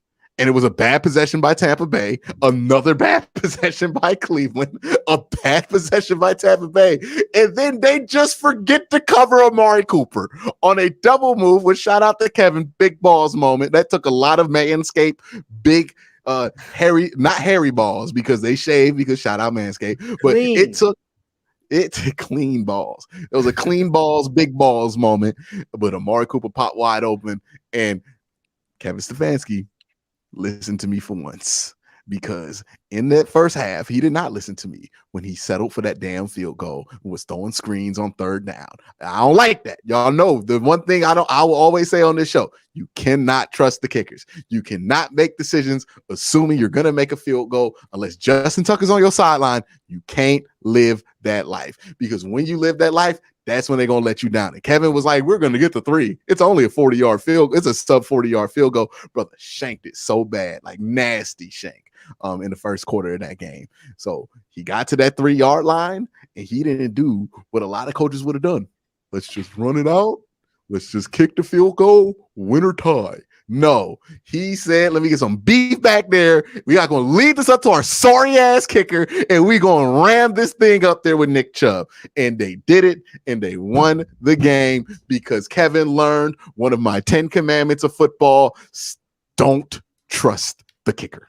Don't ever trust the kicker. Okay. If you need the kicker, you go to the kicker, but you don't ever sit here and try. How many times have we seen teams be like, it's only a 30-yard field goal. Why risk turning the ball over? Let's just, and then they miss the goddamn kick. Okay. No, you never trust the kicker. And they didn't trust the kicker.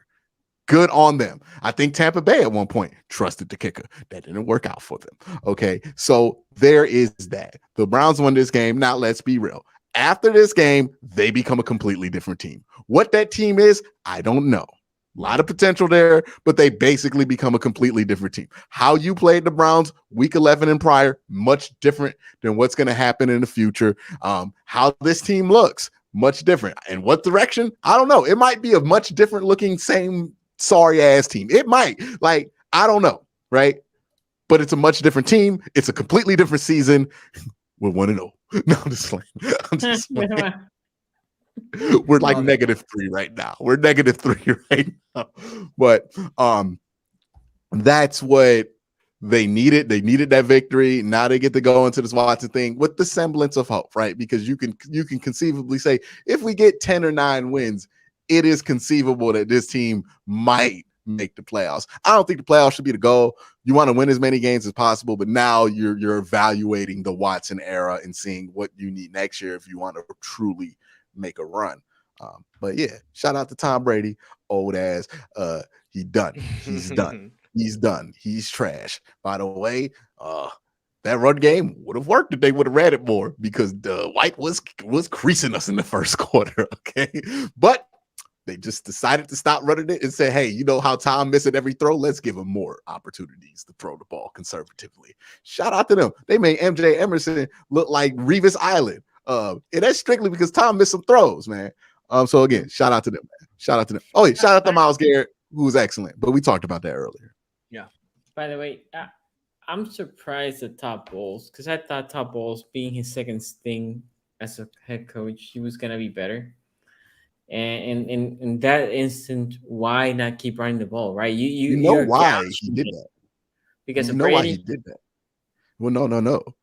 And when he was the head coach of the Jets, and they went that 10-win year, and they missed the playoffs because they lost the game to the Bills.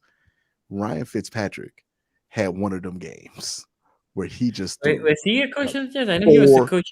That was the coach. Yeah, he was the coach of the Ryan Fitzpatrick Jets that won like 10 games. Yeah. Todd Bowles, Ryan Fitzpatrick threw, I think, 4 red zone interceptions.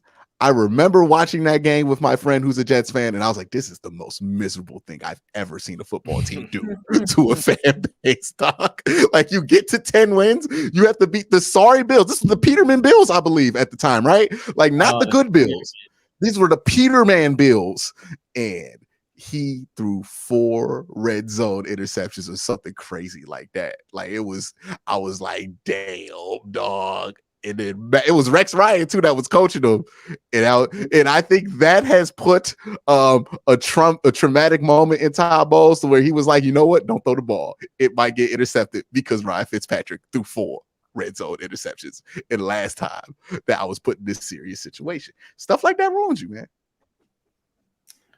Sorry, I'm dealing with a bot. Tony, what do you thought about this game? I've seen this. Here's the thing about this game.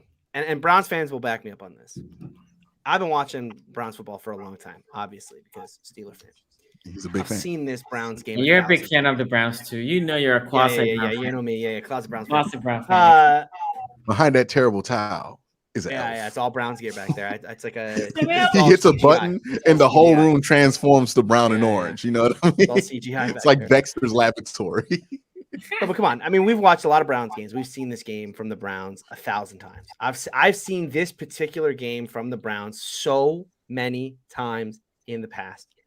The interesting thing about this one, and what brought such a smile to my face about this game, is that it wasn't the Browns doing the Brown thing. It was Tom Brady, right? The jerseys were reversed. How many times have we seen the Browns in a game where like, oh, they're gonna win? They should just win this one. It's no big deal. All the guys like one more score and this game's over. They'll never let them score at the end of the game to put it to overtime. Yeah, it's over. This game's over. It's over. We know it's over, right? And then choke city. I mean, the choke just kept getting worse. And we'll talk about a choke later in the show. It's a little worse, but this one was pretty bad. I loved watching Tom. I mean, the fact that this Bucs team is so helpless, especially in these situations. I mean, this is a 7-point lead, like you talked about, Q. This is a 7-point lead. This is the greatest quarterback that ever played. Yeah, he has a 7-point lead against a terrible defense. And he can't. Bad. And they can't make throws. And I don't know what happened to Mike Evans. Mike Evans was MJ Emerson happened to him. Yeah, I mean, there were times where Mike Evans was open down the field, but Brady couldn't hit him. I mean, it was tough, man. I loved watching every minute of it. I as much as I wanted the Browns to lose for the LOL, only 3 wins with Jacoby. Like it's even. Like I said, I wanted Brady one more year because I needed this, right? I needed this version of Brady because it eases some of the pain of having to watch this dude just dominate the National Football League for 20 years or however long it's been. 1 year of watching him blow leads to the Cleveland Browns. Yep, I'll take it. Loved every minute of it. It's only overtime blown lead. His only the only one. That's gonna be a hell of a trivia question one day. You either die a hero, or you live long enough to blow a lead to the Browns in overtime. You either live a legend, die a legend, or you live long enough to have a very embarrassing moment versus the Cleveland Browns. Shout out Big Ben. Yeah, I was gonna say no. I mean, like that legitimately is true about Ben. Yeah, Matt Ryan better retire before the Browns come up on the schedule. You know what I mean? You think Brady needs to play 4 more years to get his revenge? Is it 4? Yeah, 4 more years to get his revenge on this game. By the way, I don't know. Matt Ryan cannot retire because he just signed a new deal in the offseason. Why can't he retire? He could definitely retire. He could. Yeah, the Colts don't want him to. He could definitely retire. Oh, he will leave. So Stafford's done.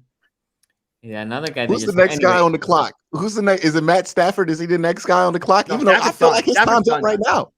No, who's on the clock right now? Who's next up? Who's decent right now? That's like, hey man, they better watch out how many more years they play. Well, this is only going through the lull, right? There was a lull in quarterbacks, and we're about to enter into. It's supposed to be Russ and Andrew Luck aging out at this point, but then Luck already retired. Russ already looks retired. Russ is doing Russ things. Yeah, this is weird. Now it's old dudes, and then it's like Tua. Like there is no the youth is crazy right now. Dude, this is from PC. He says, dude was screaming, let's ride to Russ. I don't think he was. I'm going to say he was not screaming, let's ride to Russ. I think it was something along the lines of, do your effing job. Yeah, I think it was not. Score points. Help me. Hey. Please help. Ace, what do you thought about this game? Yeah, man. I said going into this one, the Buccaneers cannot score points. The Cleveland Browns can score points. That I feel like is what happened in this game. They came back, especially when it went into overtime. I was just like, there's no way Tom Brady is about to score, especially with this Buccaneers offense. They went up early, but the Browns went up early, and then they tried to come back with the Chris Godwin play. I saw that, but you got to give kudos to David Njoku. I mean, he's not on the island with Kelsey, but he's damn sure in the neighborhood with Mark Andrews. Mark okay, Andrews all right, Mark. Hey, met up. David Njoku is knocking on Mark Andrews' door. He is wanting to have a conversation with him. But I think, in all funniness and in fairness, I think Nick Chubb, is the guy that ends up winning this for them. Had a slow start, ended up catching on there late in the game. But this Buccaneers team, they just can't score. They're a good defense. They can hold teams to, low amounts of points. But when it comes to scoring and going over the 20 threshold, that is just not something that they've done well. I think I even stated that they've only scored, 30 points one time this season. So not a surprise for me, but big win for the Browns. Jacoby Brissett, when we talked at the beginning of the season, we said if he could get 50% of the games, that's what I at least expected. He pretty much got that. So, and maybe even a little bit better than that at, 4-7? Now he's below, because 50% would be at least 5. Because 4 of 8 would be 50%, right? That would be, so he's 4-7. Oh, you're talking about after the first 4. Yeah. So he's close enough. I think he did what you needed to do there. Now you get Deshaun Watson next week. Defense, like Quincy said, rebounded, played better. They really did good from what I saw against the run. They weren't letting that dude really get anything going there. But I think the Browns had a good win. I think that was a good one that they needed to get at home, and they went out and took care of business. And it sets up for I would say that third place makes it interesting. It makes third place way more interesting down the stretch now, because we got 2 teams, same record, 2 great quarterbacks going head to head for that battle for third place. Great quarterback there. Great quarterbacks battling it out. I caught some slack for my ratings before this season. We're gonna see what happens. But there could be a new entrant for third place here in a second. Okay. With that being said, the moment y'all been waiting for, the trolls have been in there in the live chat. It's just been simmering. You guys been seasoning on it. I'm sure from Sunday, I got a couple of mentions that I enjoy. You know what? A good troll I enjoy. Tony, by the way, for you all Ravens fans that are still here, was baiting you all. Some of you to debate. I wanted to take the bait, but you know what? I said, Tony, you know what? I'm just going to pass. You. I don't know what you mean. I don't know what you mean. I don't know what you're talking about. You guys want me to go first, or you guys want to just you go first and then I'll go choice, man. No, you can go. You can go. You want me to go first? Because I'm sure you have a lot of great things to say about Marcus Peters. I had a video 50 minutes last night about this. Oh my goodness. Let me start with this. I think let's talk about the defense first. And since I thought the defense played for the most part well, but your defense is as good. Your defense is as good. That's your weakest link, right? I want to say I was upset with Ravens Twitter. They're all hating on Stevens. And Stevens had a couple not even bad plays in that last drive. This drives me crazy. I do understand why we all do it. I mean, every team, right? Play soft zone, right? So you don't get burned deep. So you're just letting them get yards. I hate it. To be honest, I hate it. But whatever. So Steven gave a couple of deep passes. He's just playing a soft zone. People just remember that Steven gave up the 2-point conversion. Well, you have on the other side a $50 million corner getting burned by Zay Jones. By Zay Jones. And then the second touchdown he gave up, I don't even remember who this dude that we gave the touchdown to. But Peters is there on the island. I wish it was Christian Kirk. And no, it wasn't Christian. Christian Kirk had a quiet game. Marlon quiet season, and he's even Marlon Humphrey is playing out of his mind as like he is like legit all-pro corner. But on the other side, Peters, he's not even playing on a mid-tier level. And the problem with Peters has decent games here and there, and people are like, "Oh, that's Peters." No. By the way, Peters could have even ended the game. There was a pass, I think, to St. Jones. It bounced out of the hands to St. Jones. It got to Peters' hands. If he would have picked it, that was on the drive that they were trying to score the end of scoring the touchdown. That would have been game. He couldn't even do that. Peters gets an F- for me. F-, the lowest grade you can possibly think. I could, and one of y'all said expectation, and in expectations, because again, we have a bot here. Sorry. No, I got it. I'm logged in, so I got it. Okay. Expectations. Some people are talking about Stevens. Stevens, a third-year corner that, in my opinion, he's pretty good. And you can see growth. You can see the Averett track with him. First year, they made him a slot corner. Second year, free safety. This year, boundary corner, right? So he's been moving out of place. Last pick of the third round 3 years ago. Y'all talk to me about Stevens, but you don't want to mention Marcus Peters. That is driving me insane, Raven. What are we talking about? Peters is definitely the problem. He is the problem in this defense. The second problem here, the O-line for the Jacksonville Jaguars could be great. I don't know. Obviously, I haven't watched that many Jaguars. I saw the preview. They are pretty good. They are good offensive line. Scrappy Jaguars. Previewing the game, I saw that they were good. We had no pressure or very little pressure on Trevor Lawrence, which helped with him dissecting it. But again, I'm gonna bring this again. I need to figure out milk carton. They don't sell milk cartons here. Where is Emer Efer Odafe Owe? Where is he? I can't see him. I don't know where he is. He is. Look, I tried to buy into this dude. You know I hated him pre-draft. Well, you guys drafted him. 0 sacks. He's doing just what you drafted him for. First year he played good.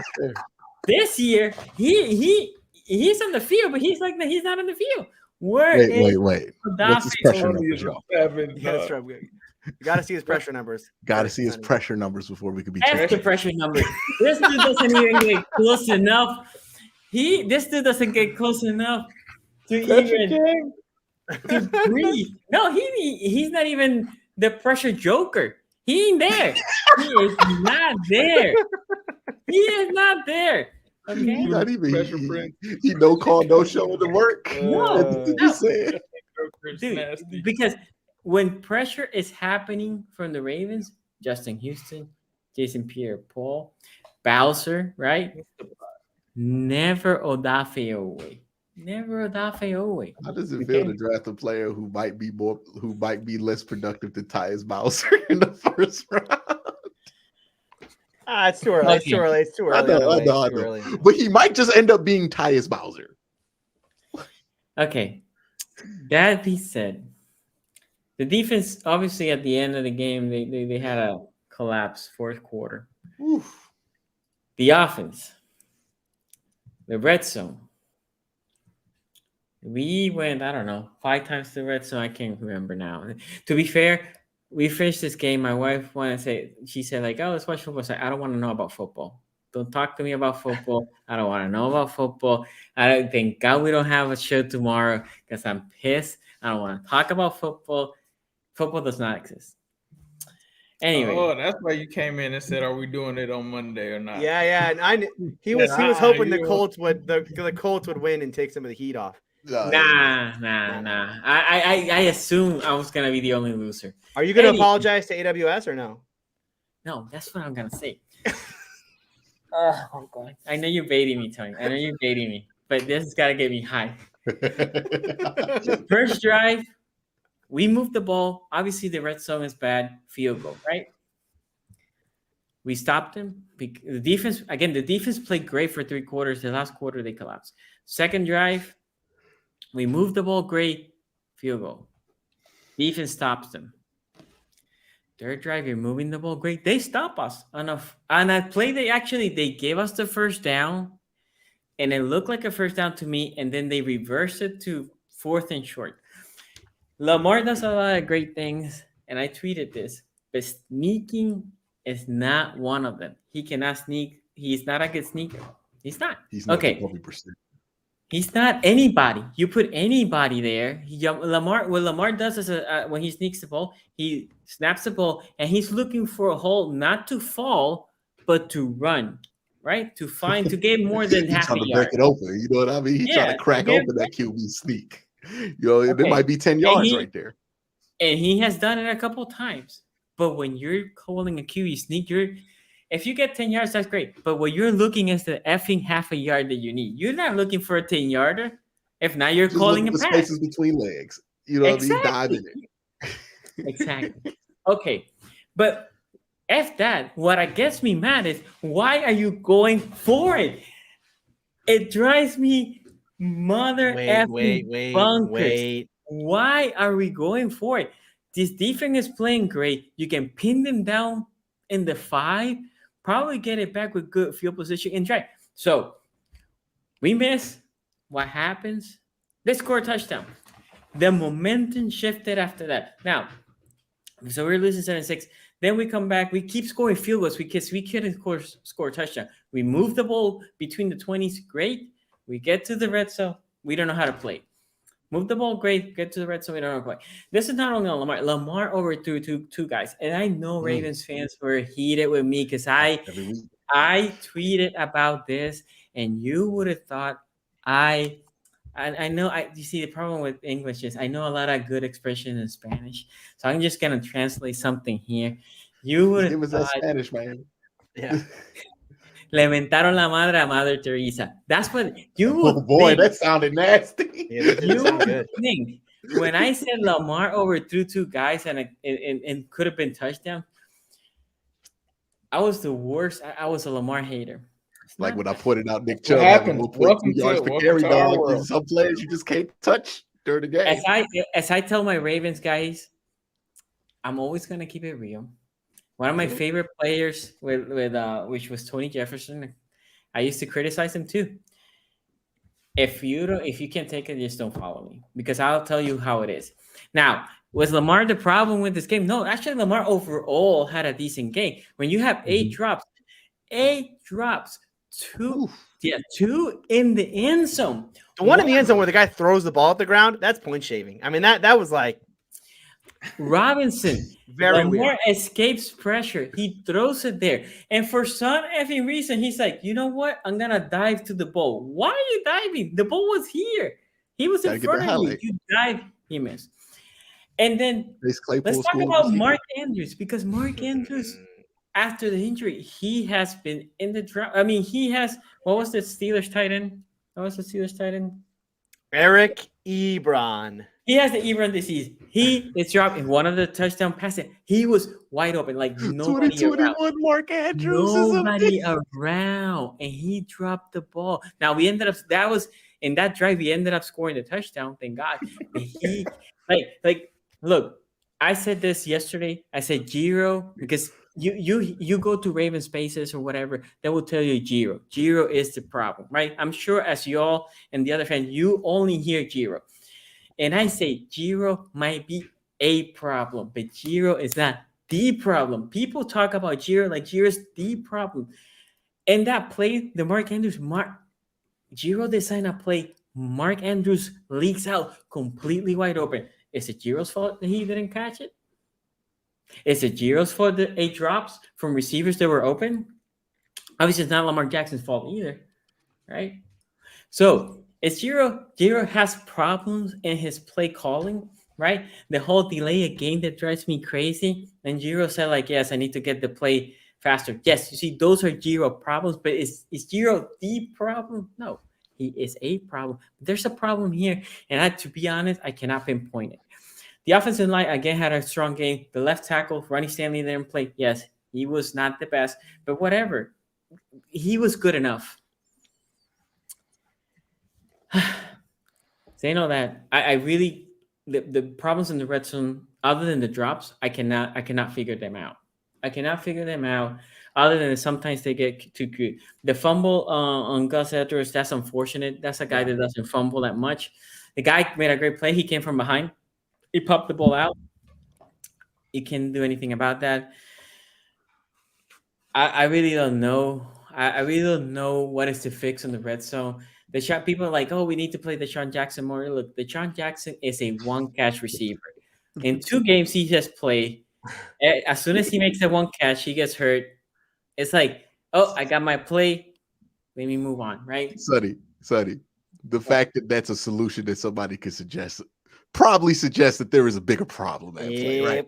In 2022, when people are like, hey, the problem is we don't get Deshaun Jackson involved, that suggests to me that there is a larger problem with the personnel.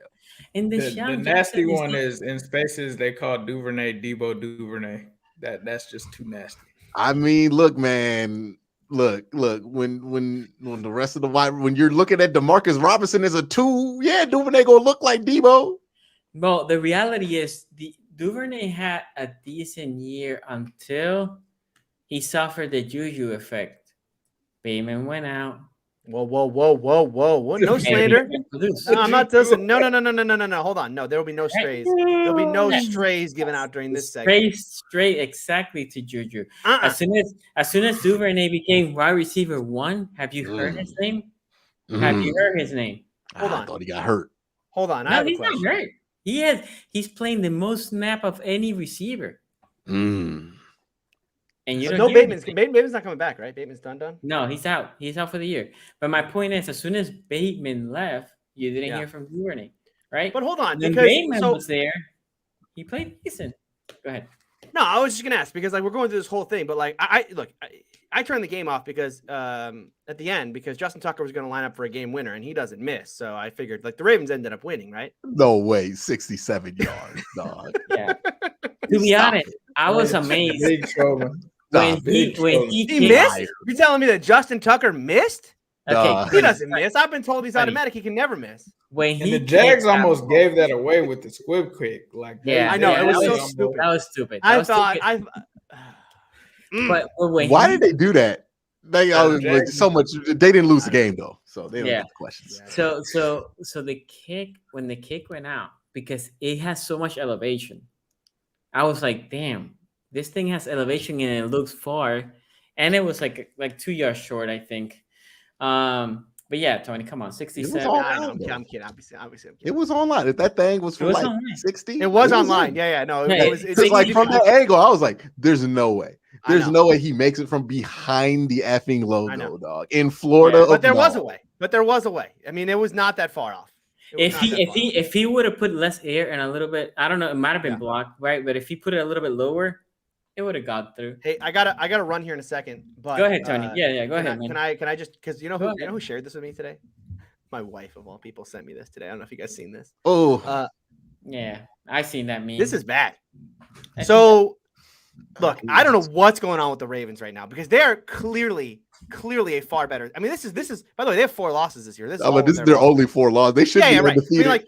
I mean, fans like to do this thing where they go, well, if this would have happened, that they could be, Steeler fans like to do this. We're like, if one play here, one play there, the Steelers could be, 500 or whatever. It's like, legitimately, the Ravens can say we should be undefeated right now. I mean, legitimately, there's no reason. Especially the 2 that really have to kill you here, about 3, because that Miami one is absurd. Although you can make an argument that Miami turns out. At least Miami's really good. Miami's really good and really good, specifically really good offensively. Them Giants and Jaguars. But yeah, man, like you have 2 score leads against the Giants and Jags with 6 minutes left, and you lost both those games. The Ravens are a really good team defensively.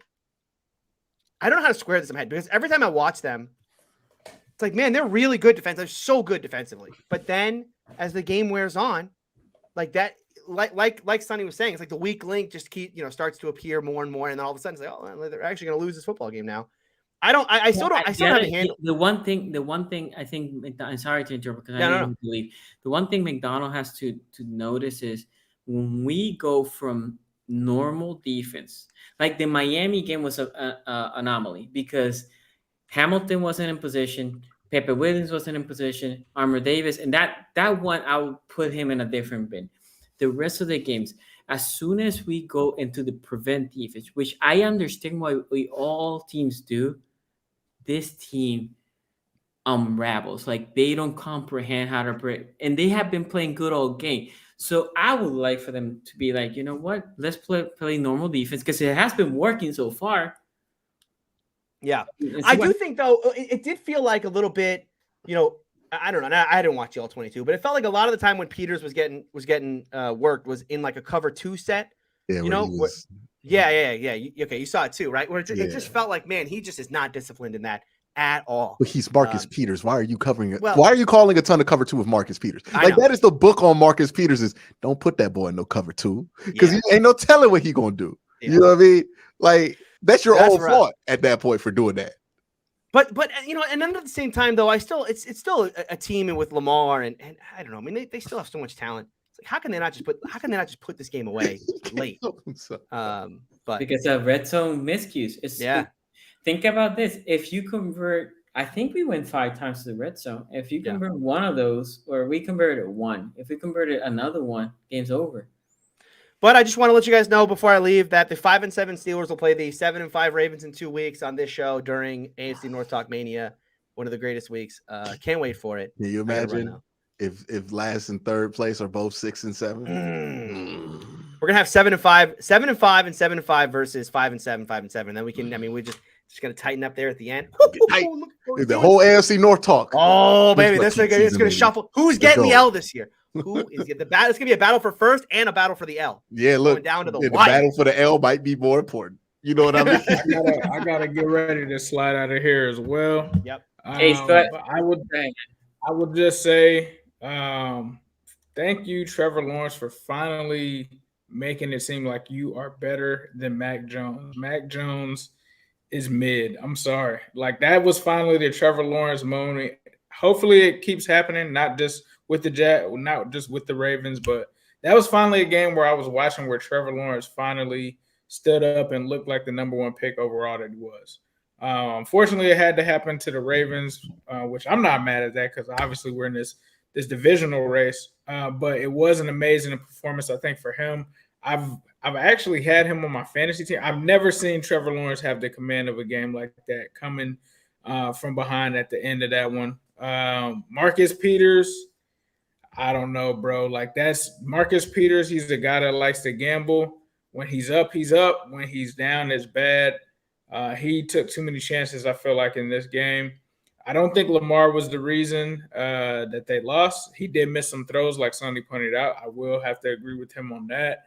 But, it's just a tough loss. I don't know how this happened, honestly. Like, I heard the one guy that came in on Wednesday and said that, the Jags were going to win, put all your money on it. I looked at the numbers. I didn't see it, but, the Baltimore has struggled offensively the last couple of weeks. They've just kind of struggled overall. This was a tough one to drop. But you did lose to Doug Peterson and Trevor Lawrence, who was a number 1 overall pick. So it's not the Panthers. It's not a supremely bad team. You still should have won the game, but I don't think that it's I don't think it's a Broncos level loss like how they just lost to the Panthers. But they got to try to weather this storm. They can't afford to drop any. They can't go into Denver. I don't know if that game's in Denver or in Baltimore. But they can't. Yeah. Okay. So that's at home. So they should bounce back. But the only thing that I would worry about if I was a Ravens fan is, the Lamar Jackson. I'm not here to talk about the Twitter stuff, but clearly the frustration is kind of a boiling point. And I think that game was kind of more responsible for the tweet, right, than him just being mad and going off on the fan. You got to hope that those things get righted and that they can get this shit back right, because those things can kind of upset teams and stuff like that. But, tough loss for them. It wasn't like that they got blowed out. It wasn't a loss to the Panthers.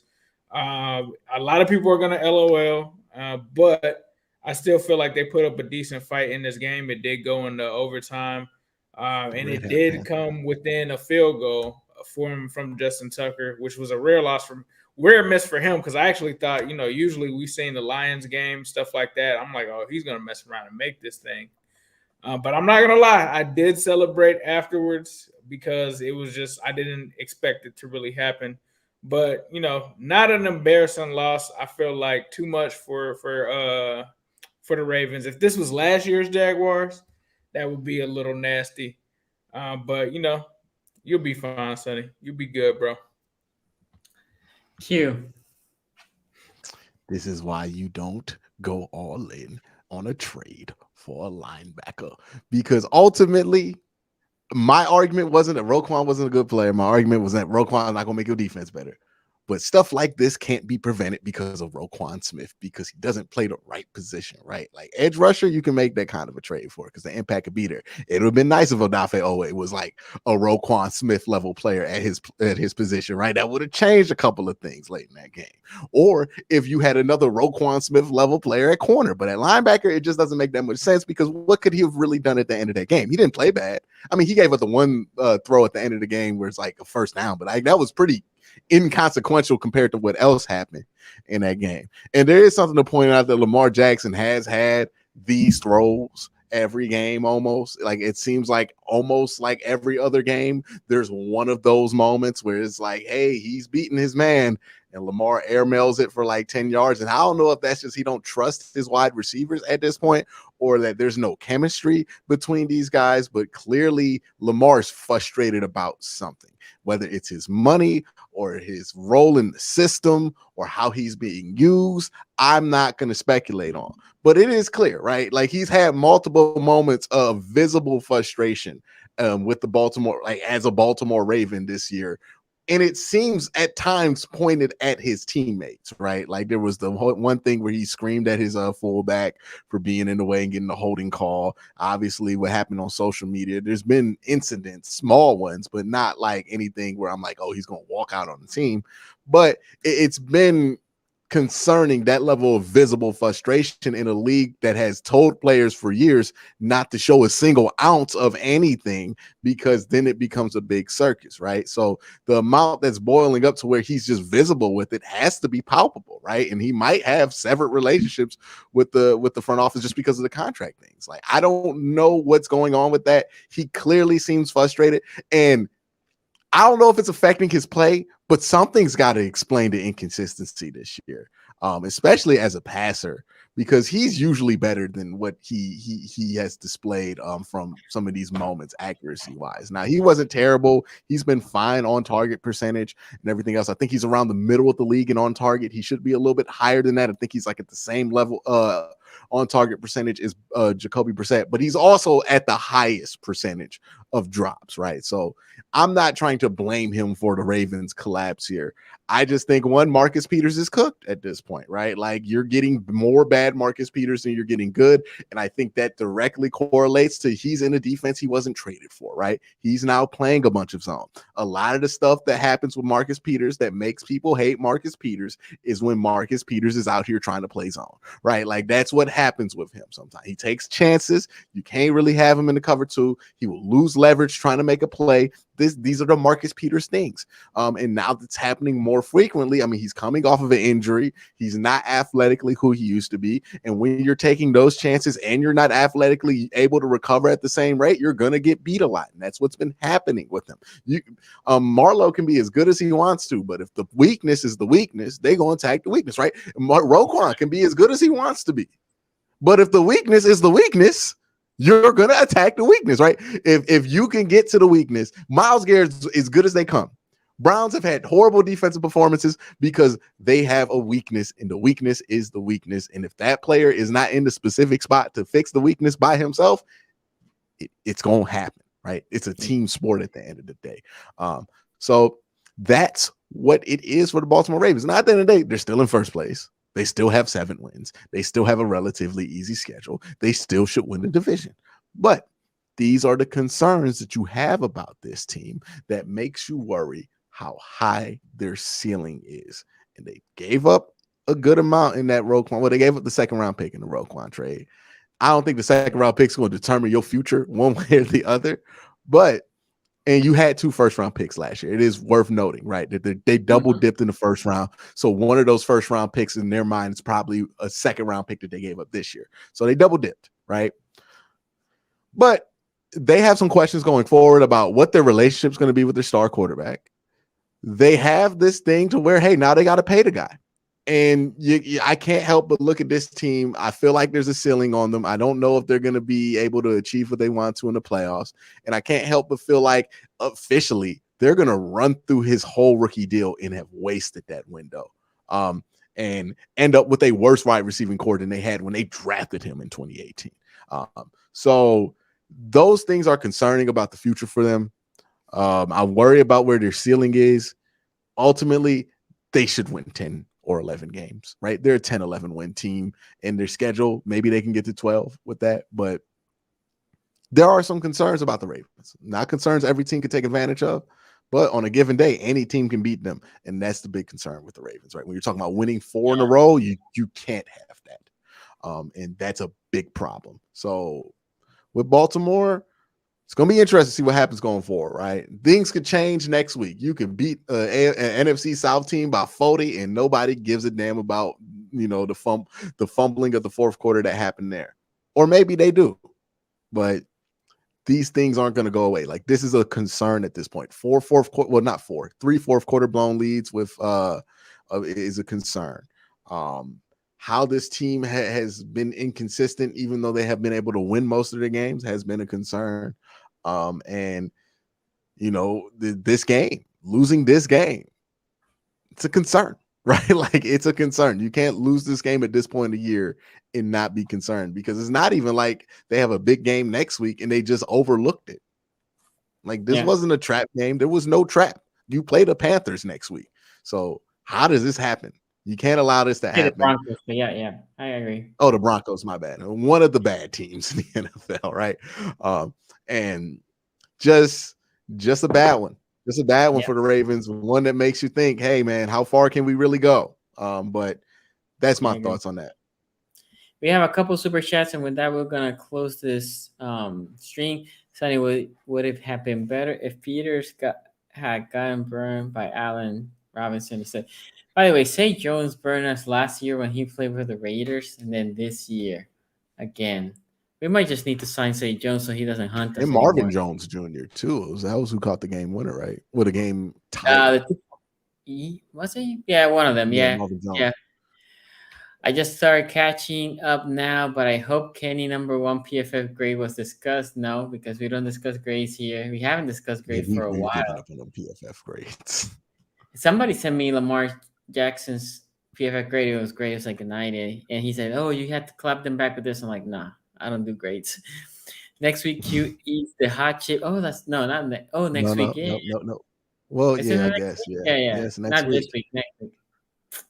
Yes, sir. Man, Q, they're like looking forward. They're on my ass. They won't let us forget. No, never. Never. Yeah, I got the chip. Don't worry. The chip's in the pantry. It's gonna get 8 on live. He showed it to us. He has it. So don't worry, guys. You need to, Bengals fans, I know y'all can wait. You need to be here for that one. Anyway, guys, thank you for joining us. They'll be here. That's Browns Bengals week. They got That's true. That's right. Subscribe, hit the bell so you know when we come live. We have been moving our schedule a little bit. We are trying to come back Friday. So make sure you be here on Friday. Take care, guys. We'll see you next time. Peace out.